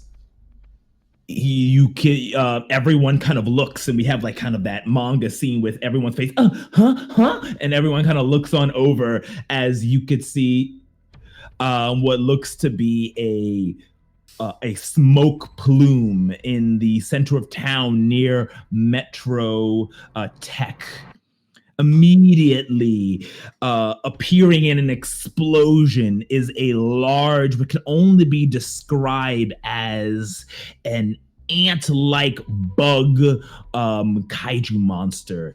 It has mandibles that stretch across 20, 30 feet. Its long head just completely black with 4 eyes, 2 on each side going down its face. It has 6 arms of bug-like anatomy as it roars, echoing throughout the entire city.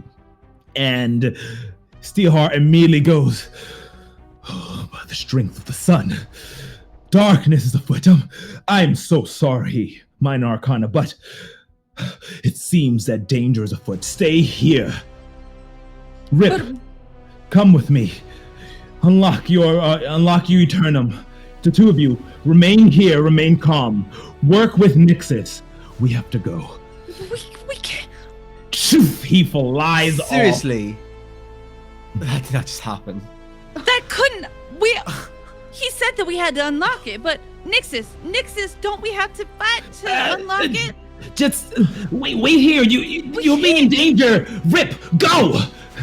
I believe in you guys, and Rip, you see you've got this. Rip sort of his costume starts to change. The like jewel on his chest sort of grows, and you see these like translucent swords come out in front of him, and he just grabs 2 and throws them, and they like slice and sort of like leave like a flap of like space time, and he jumps through it, and then it folds and closes back up. That was so cool. Diamond in Hex, you look on over and you can see that both Rip and Steelheart have appeared on the scene. You see this giant ant-like kaiju creature rampaging, and as you look around, wondering that why you've been left there, Nixus jumps in front of you, and immediately, as they're telling you to not go due to your lack of Arcana ability, he falls over on the ground, and his constellations start blinking.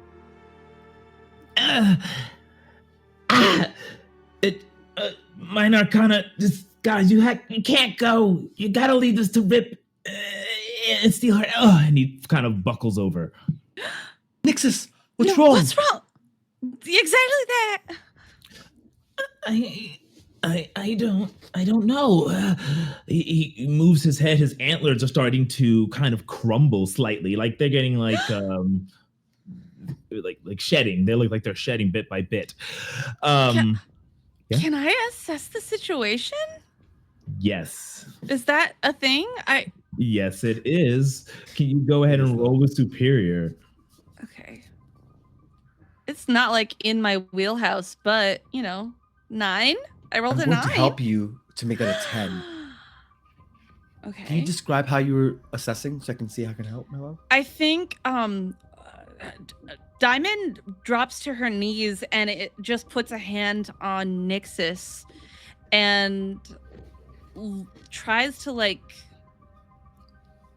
figure out how do I protect you in this moment is what the vibe, what the energy is of Diamond.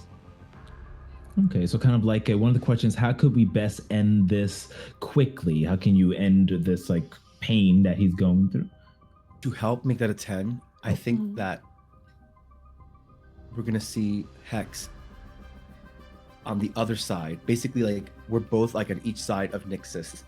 And Hex is looking Nixus over from every angle, trying to find any bit of information to give to you.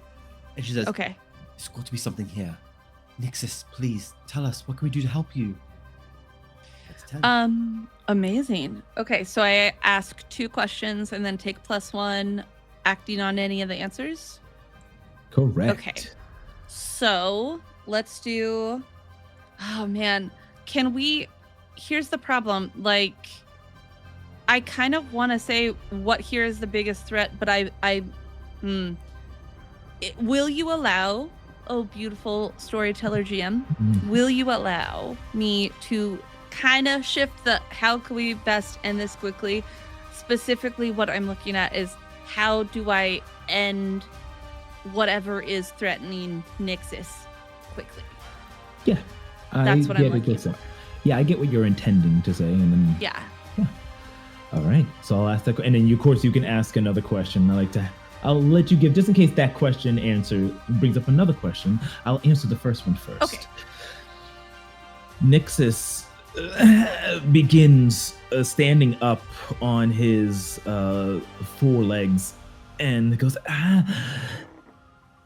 there's something wrong. There's a fluctuation with the Eternum. Something over there. And he points over. So with that, how do we end this thread? What's happening here? Whatever's affecting him, he's looking over to pointing to the Metrotin Square Station. It's the rail line that travels beneath the city. There's something over there that's making the Eternum go crazy. All right. And then a second question. Oh, this is going to be beefy. Feel free to veto part of it. What here can I use to get to the train station while keeping Nixus safe? Did that make sense? Was that too beefy? Oh, no, not at all. I'm going to ask you a question once because I think I have an idea. Your powers, how do they work exactly? I think Diamond doesn't actually understand how they work. She isn't like Hex and Rip. She doesn't tap into some kind of magic as far as she knows. She just feels like she can always she pushes past limits that she shouldn't be able to push past, a la Jessica Jones. She should not be able to withstand as much pain as she does. She shouldn't be able to hit as hard as she does. She doesn't understand what happened to her and why she can do this. It started when she was young, and she's been breaking things since she was a child, and not knowing her own strength and accidentally breaking a vase that she tried to move or clean, trying to cover things up, things like that. she's constantly having to be careful, because if she did use her full strength, she would hurt someone. And I think there's a chance that maybe sometime in her past that's happened. So to use what you can use here, you can use yourself. If you unleash your powers, you might be able to get there, to end this, at least get to the train station where Nix. It seems that is where Nixus is. It's causing Nixus's pain right now. Okay. Yeah. So I'll look to. I have a hand on Nixus, and I look to Hex on the other side of me, on the other side of Nixus. I can get us there. Nixus, you just hold on, all right? We're gonna take care of it. I promise. You can count on me. And I grab Hex, and I take her into a big hug. Do you trust me? Always. All right. And I would love to try to unleash my power and jump like Hulk and get towards so it's like it looks like flying, but I'm like jumping. Just really doing that like super strength jump. That's what I would like to do. That's what I was imagining as well. Yes. Okay. So go ahead and roll with freak, please. Please roll high, please. 8. But I get a +1 because of I'm acting on the answers, right? So yes. From that, so it's a 9, and we do have one more in the team. Is it bad if I use it selfishly? Wait, hold on. What happens with a full success? No, you know what? I'm happy with the partial success. Okay. I want to see what happens. All righty. I want the drama too, actually. Oh, that's I had to read. I want to use all the team. Let's do the drama here. You know. Yeah. You know. I'm always happy for a little bit of drama. I'll take a miss. It's fine. So this is a partial success at 9, right? So then I have to mark a condition, or you tell me how the effect is unstable or temporary. I think. Condition makes it perfect, though. I feel like I'm gonna go with. Honestly, I think I'm angry. I think I do. I think I'm angry. I think there is too big of a threat to someone I care about, and I am filled with this anger. I already was cut out of dealing with the threat to the city, and I felt bad about that. And then now Nixus is in trouble. I am not going to let someone I care about get hurt. So, angry. Okay. As you hold on to Nixus and you hug Hex, you hunker down, your muscles expand on your legs, cracking the floor beneath you. Your calves extend out, doubling in size, as you see in front of you what appears to be the symbol of like a knight, cape starting to glow behind you, ethereally, just snapping in and out of existence. Your eye narrows. Everything around your peripherals grows blank, and you just narrow in from like just hundreds of feet away. The entryway is like a small little tunnel, staircase leading into a tunnel. And as you hold on to it, your chest expands, and like your hair extends out into a brilliant a showing of just like a flowing, a brilliant flow where you just push off. As you do, everything begins to elongate and stretch out. There are things that were buildings and signs and posts just all become just stretch out and become blank, as in a moment it's just silence until finally you just hear an explosion crashing in as you appear, smashing through whatever was around you, obliterating it. It doesn't just break, it completely deatomizes as you land there, shining up. Wand appearing in your hand as you begin to have a shell of energy around you, focusing on this moment. Please describe how your arcana powers work. Or your arcana look.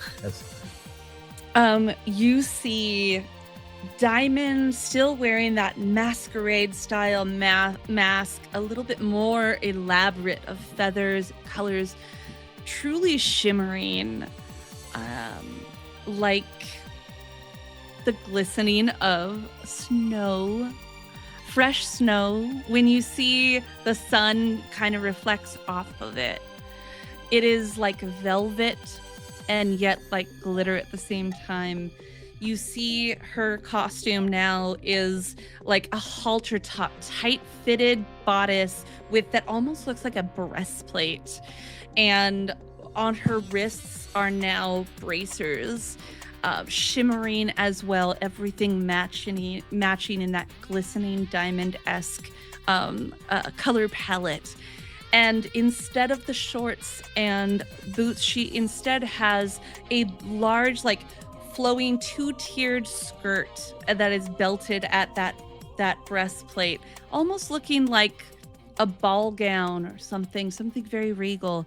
And the wand that she carries is like 6 feet long. It looks like more of a quarterstaff, more of a thick staff than a wand, but at the top, glistening diamond in a like tulip shape setting.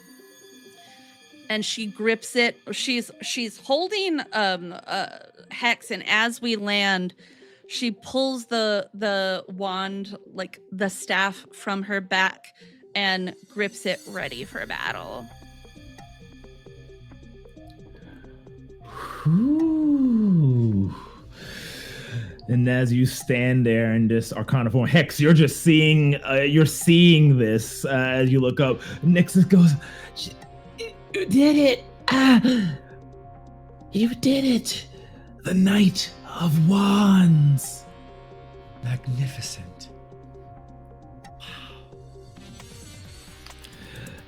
As you look in front of you, you notice there are 4 Kishin. They look strapped on their back as a strange device, more mechanical looking than like magical that the Kishin normally present. These dog-like creatures look to be working in unison, trying to get somewhere down within the tunnels of this underground transit station. They immediately turn around and are startled and are unable to do anything in that moment as you're beneath the ground now. What do you guys do? Hex is going to turn to Diamond and is going to like take a step back just to take her all in her magnificence and that like new look. And I think that, she just says, "Diamond, please tell me what you need me to do to help you assist in this moment. Whatever it is you need, you've got my aid." And I'd like to try and roll comfort or support. Oh! Ooh, yes, please roll with mundane. You got it. And I will gladly add my little +1 forward because I have influence over you, Mellow. Yes.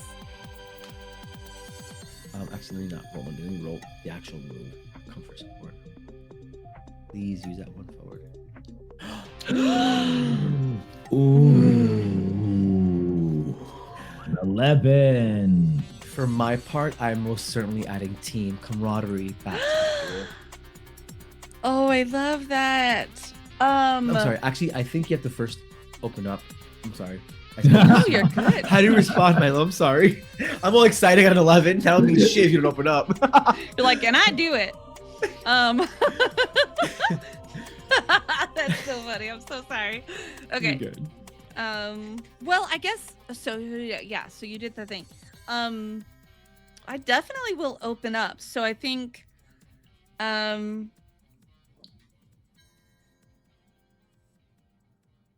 just stand by my side and you do what you do best. Let's save some people, yeah? And I think it's just a feeling of like Diamond doesn't need any more from you than what you normally do. She's ready to fight and protect, but she knows that she cannot do that on her own. So she's just trying to get that across to you that you're already doing it. You're here and you do what you do best. We got this together. I think at that moment we just see a quick little sheen of her, almost like a reboosting of her psychic armor as she like turns around and she's like right to the left of Diamond. It's like side by side. They're ready for what's gonna come. And Beautiful. Yeah, you have an option, my love. Okay, so let's see. Mark potential, clear condition, or shift labels. Ooh. Ooh. Do you want the potential? Do you want to clear that Angie? Your choice. Or do you want to I shoot that think I label? think I want to hold on to the anger. I think I want to see if Diamond can channel her anger in a healthy way. I think she's struggled in the past to use her anger and not lose control, not let it control her. So I think I would like to see if she can find a way to manage that. We'll find out what the dice say. But so I'm going to hold on to angry, and I'm actually going to, you know what? Let's mark that potential. This feels like a moment of growth. Hell yeah. Let's do that. Let's do it. Cool. I love that. Yes. Cool. Meanwhile, as you stand there and see these Kishin, the manga page shifts after this glorious scene. A gigantic roar is heard from this insectoid-like creature as it stomps and starts to break the city. Flying up with the image of a lion next to Rip. Steelheart goes, "So, they call you Rip. How about we rip this one in two?" Yes, sir. Let's do it. I'm ready right behind you. I'm just like fawning in this moment to like work with a major arcana. He begins to kind of grab his fist. He puts his hand into a fist and then uses his left hand and claps it with his right hand. It then begins to glow with that yellow and orange reddish light. And you start to see the mane of a lion appear around the fist that extends out and extends out and extends out until it becomes a massive 20 by 20 radius sphere of energy. That he then says, "Lion's heart," and jumps up, pushing you back slightly as he releases a furic blast from his fist that crashes directly into the stomach of the creature as his outer shelling begins to crack. What do you do as he looks to you to continue? I will. Can I have rolled burn in approach to this so I have burn to activate? You know what? Yes, we'll say you could roll your burn. You would have done that as soon as heal. Okay, I will. I will say I am a little. I'm a little insecure in this moment because I'm working with a major arcana for the first time. I have self-imposed condition. Bro. But I have because I wrote. It says hold 3 burn and mark a condition for my partial success. Oh, I didn't see you. I'm sorry, boo. Yeah, I rolled partial success for my burn, so I'm a little insecure. That's why, I couldn't come up with a great answer to his stupid Rip joke. So, that's how my insecure comes off. So I have 3 burn in this moment, and I can see that he wants to literally pummel this ant to.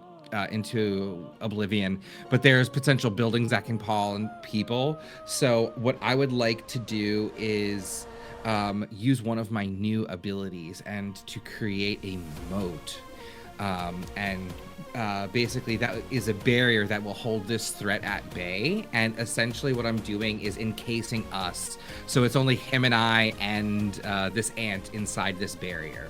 And I'm gonna say, let's actually take this to another place, and it's time to get out of here. And you just see him sort of like rip reality, and it looks like I'm sort of teleporting away, but it's really creating an illusory bubble around us, and we're sort of locked in place. He looks down at you, smiling. And you see, since it's such a large space, you see me in my Arcana form start to glow. My hair sort of grows back.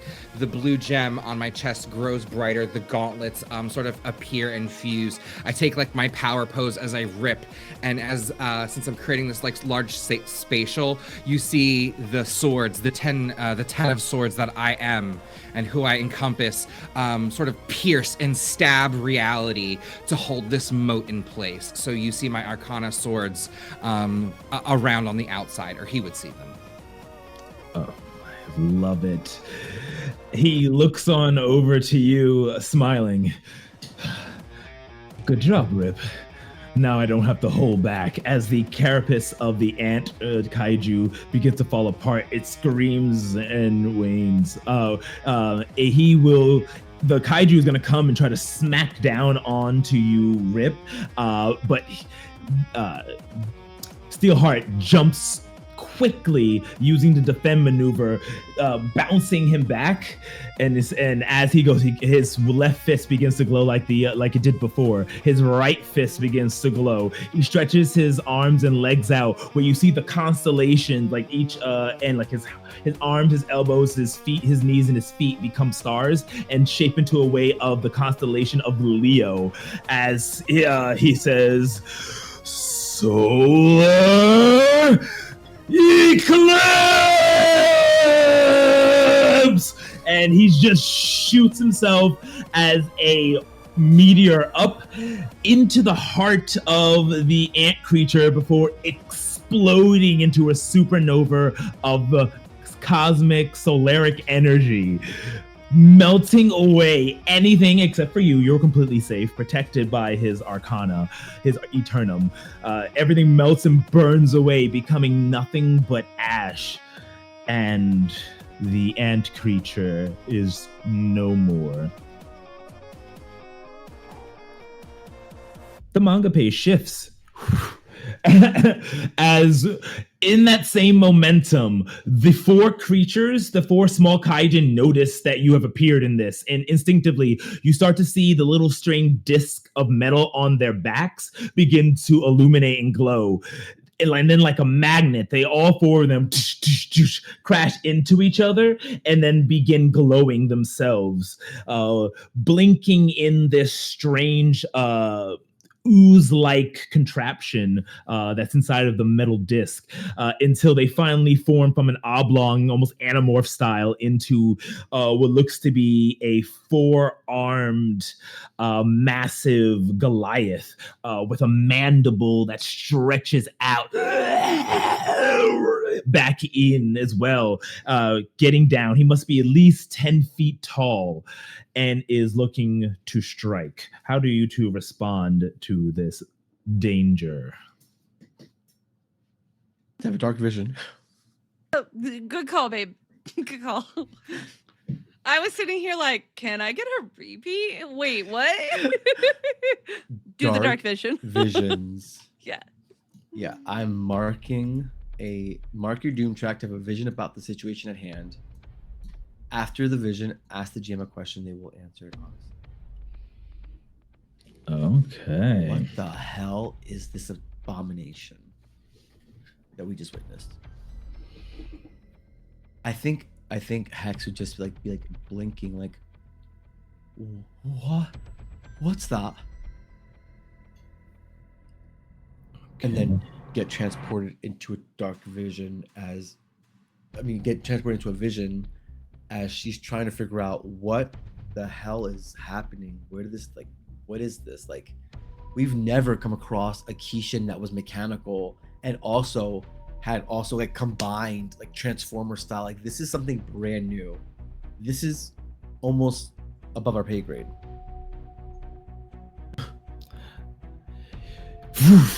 You are pulled into this vision, and you see yourself hovering above Evis, looking at a scene. It's a laboratory. You can see all sorts of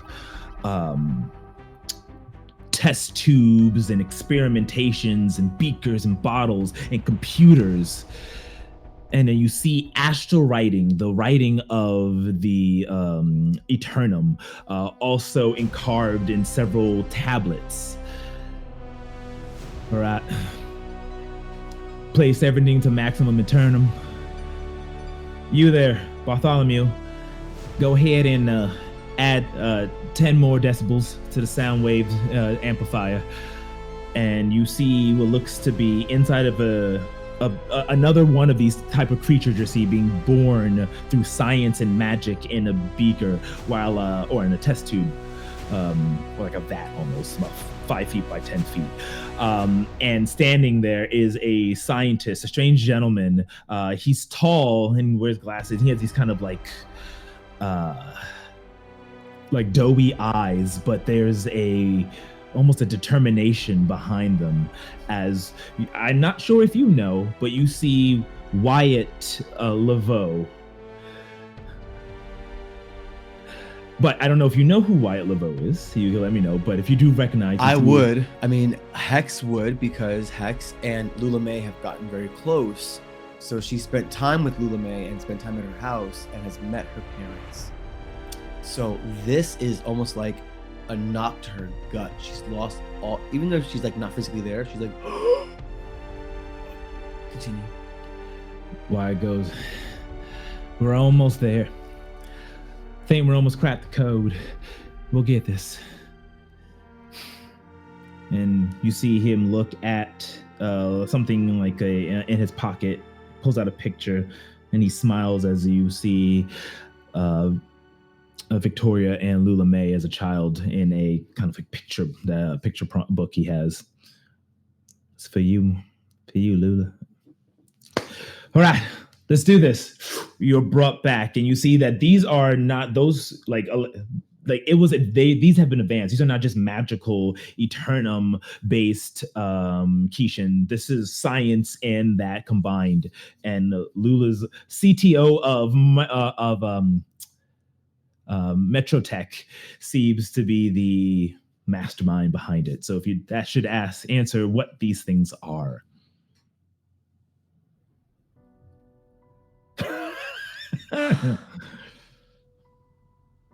He is gagged right now. I am. How long has he been doing this? Since Diamond's birth. Oh, since Lula May's birth. So for years. Okay. Because when Hex comes back, I think she does come back and she is crying and she's like wiping her face. Remember, she looks over at Diamond. She came and looked her in the eyes. And she just says, we've got to stop these now before they hurt anyone.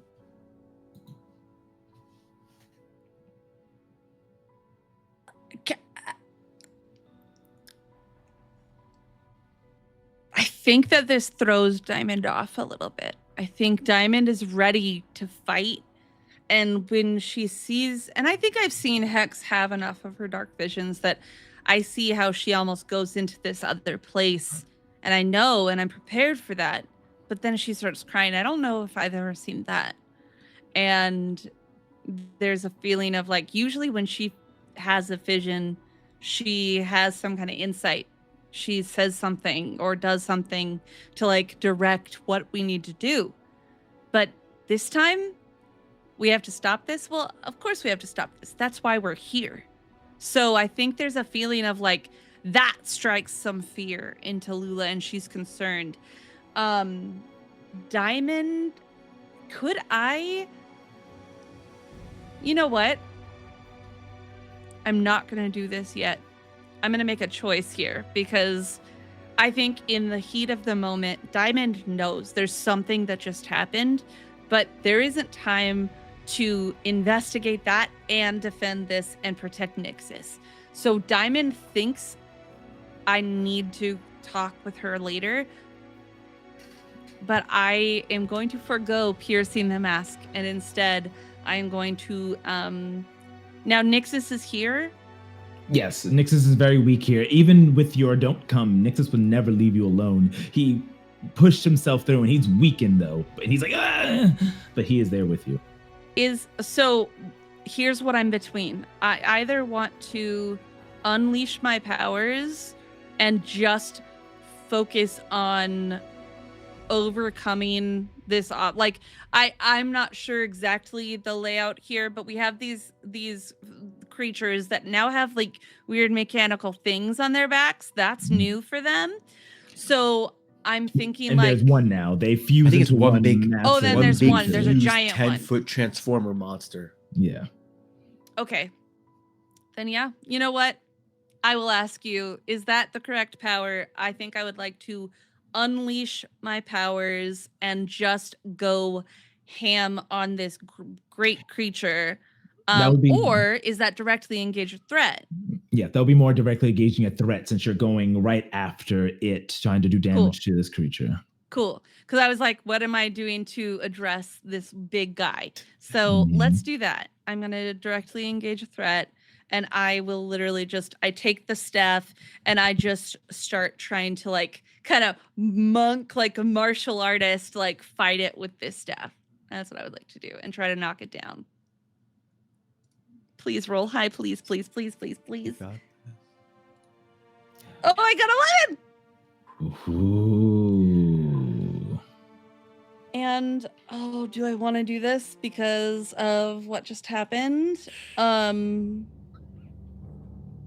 No, you know what? I'm gonna think about the card pulls that happened earlier. The present being steady, dependable, caution, and diligence. Okay. I am not going to cause collateral damage. I will just engage the threat. Very nice. Okay. And if you did cause collateral damage, what benefit would that give you would say? I Another think option. it would just give me another option. I think Diamond is always ready to take a hit while she's protecting. She will withstand a blow. She will take the pain. She will be the one to hurt if it means she can protect other people. So, can I offer you a suggestion, or can I tempt you with an offer? Perhaps. Shall we leave it up to the cards? As you begin please to do! charge, I feel like this will engage a new custom tarot. Rewrite fate. Rewrite fate is when you try to bend reality in some form, which is you're trying to get that bonus from your Bull in a china shop. Bull in a china shop, but not do any damage. So this is taking away a negative. This is what we like to call rewrite fate. So it's basically retroactively altering and editing a single line in your playbook move. I accept it. I reach for the power. Alrighty.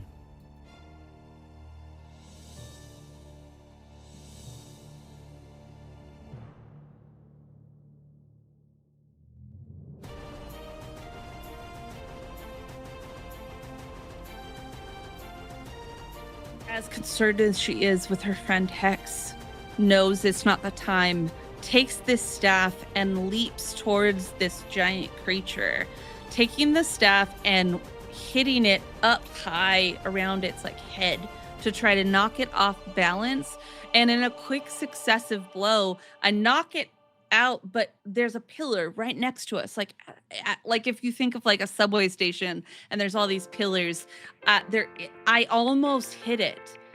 And rather than actually striking with my staff, I leap and do almost like a spin around the creature's head, hooking it. The diamond at the end of the staff grabs on and almost shifts slightly. It's almost, maybe it's a trick of the light, hard to say, but I knock it out of balance. And it is the moment where Diamond even feels like that wasn't me. There was something else at work here. There was an energy at work here that while I can't see, I know it's what I'm reaching towards. And there's just successive blows of knocking it one after another until we almost get onto like the train tracks. And rather than crushing the tracks and possibly causing an accident on any incoming train that might be, on its way, both Diamond and the creature like get lifted up and kind of like tumble back onto the platform. And I'm just kind of like pinning it. Nice. So what were your 3 that you chose? I will be, let's see, taking, so creating an opportunity for my allies. I would like to do that. I would like to, can we flavor take something from them as, actually, it's exactly what it is. I would like to take one of the gear things that they have on their backs. I would like to take that and basically knock it into Nyx's and Hex's like space so that they can catch it. So I would like to take something. I would like to create an opportunity, and then what does impress, surprise, or frighten the opposition actually do? Because I think I've done it every time, but I'm not sure. That causes them really to like they're suppressed. They'll hang up. They'll be off balance. It creates a kind of will act in the fiction accordingly. Okay. Sometimes that can look like a possible, if it makes sense in the fiction, a secondary condition being marked, or it could mean them spilling the beans and giving us information we probably wouldn't otherwise know if they weren't impressed by you, etc. Okay. It really was the GM. Yeah. I'm going to do that. That way I will be the one to take a powerful blow. Okay. I will not be resisting, so. All right. So you are going to take that powerful blow, but it is going to leave them wide open for the Hex to kind of finish off this creature. I am going to need you to roll with the conditions. I believe you're angry. Yes. Yes. Yes. So what do I roll? 2d6 plus 1. Yeah. Okay. You want to roll low. Go. I would like to roll low. Roll low. Down low. Go. Yes! Oh, I my rolled goodness. low! You guys are amazing when it comes to taking powerful blows. Oh my gosh. So mark that potential. That's 5. I need to hear how unless you don't know what you want to take, but if you do know how that manifests in this kind of moment. Let's touch back on it. There were a couple I was between. I don't know why I was not ready. What a slacker. So I'm going to clear my potential and mark it down here. And we will revisit what that manifests after the turns and stuff. Oh, of course. Cool. Okay. Since you don't resist the blow, it strikes down after you rip this thing apart. It's a metallic sphere on its back. It screams and fists come straight down on your chest, and it's just poof, and there's a shockwave. And you steady strong. You do not move an inch, like a brilliant knight, as it falls backwards, stumbling over. Hex, what are you gonna do? I think that Hex is, I guess real quick, I just want to clarify, that opportunity that was given to me, was that an opportunity that is in the form of an extra team, or was that an opportunity that is going to give me a chance to do something I wouldn't do otherwise? Yeah, something that you would not be able to do otherwise. All right. Could I get some context what that might look like so I can take it? Certainly. Sorry. So you notice that the sphere that was on its back, that was powering up, now that it's been ripped off, it has become weakened. Its form is falling apart. This is the only chance to really be able to destroy it without having to go and weaken it and take. But this is a way to end it finally. Now that Diamond has completely obliterated whatever defense it was, it's almost like Animorphy Blobulous again. Okay. Just because I love the drama, I'm gonna mark another Doom track to use infinite powers, and we're going to see for the first time, because she's never been able to do this before. She's only able to create like psychic armor, but that same hue and color is now wrapped around that very same creature, except I'm taking telekinesis and I'm telekinetically ripping it apart from a distance.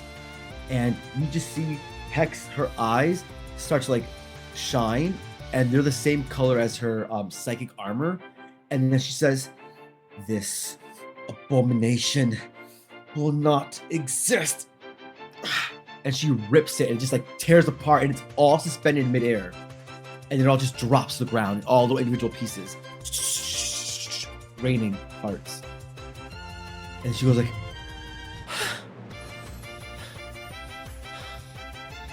"I've done that before."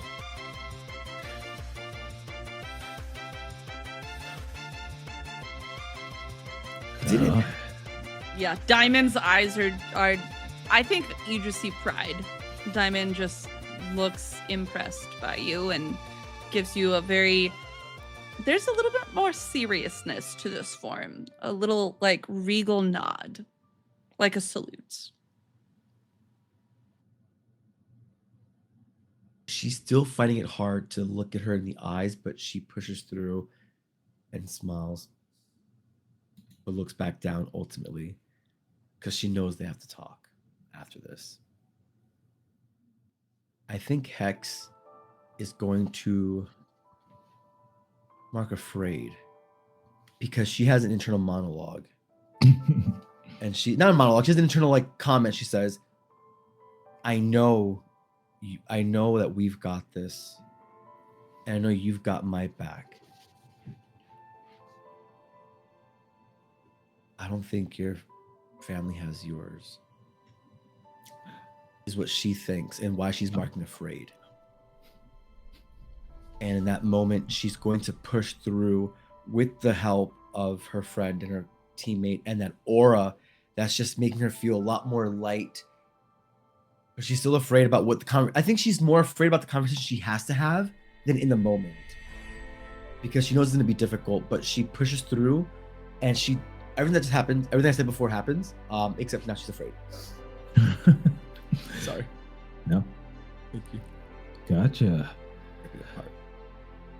And as the creature is ripped apart and destroyed, the dust settles.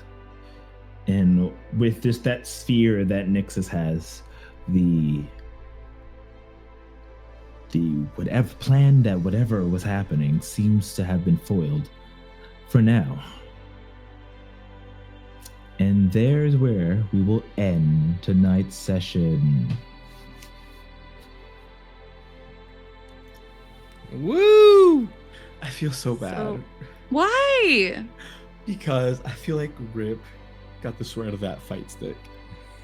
Rip got Don't to worry. do, let me alter reality I and know. look at this cool Steelheart. It's okay. You could just give me another moment, because actually I was thinking of like something silly, to like be like he taught me how to do about control, and now I can do this cool little thing, so like Yeah. I'll like wiggle something in next time. It'll be Little good. wiggly woos. Mm-hmm. But no, it's just like also this is part of the awesomeness of like PBTA and role playing, is like knowing that it was Marie's turn to shine as Diamond, and I had an awesome time watching her shine. So Aw. plus Omar threw me a bone and let me like do my magic, so I got to describe something a minute. So It was very fun. Thank you. That was a Awesome. beautiful transformation, boo. Oh. Snaps. Somebody let me watch the recording. I don't know what the hell I said, so Oh, that was beautiful. just kind of go into a fugue state when I play.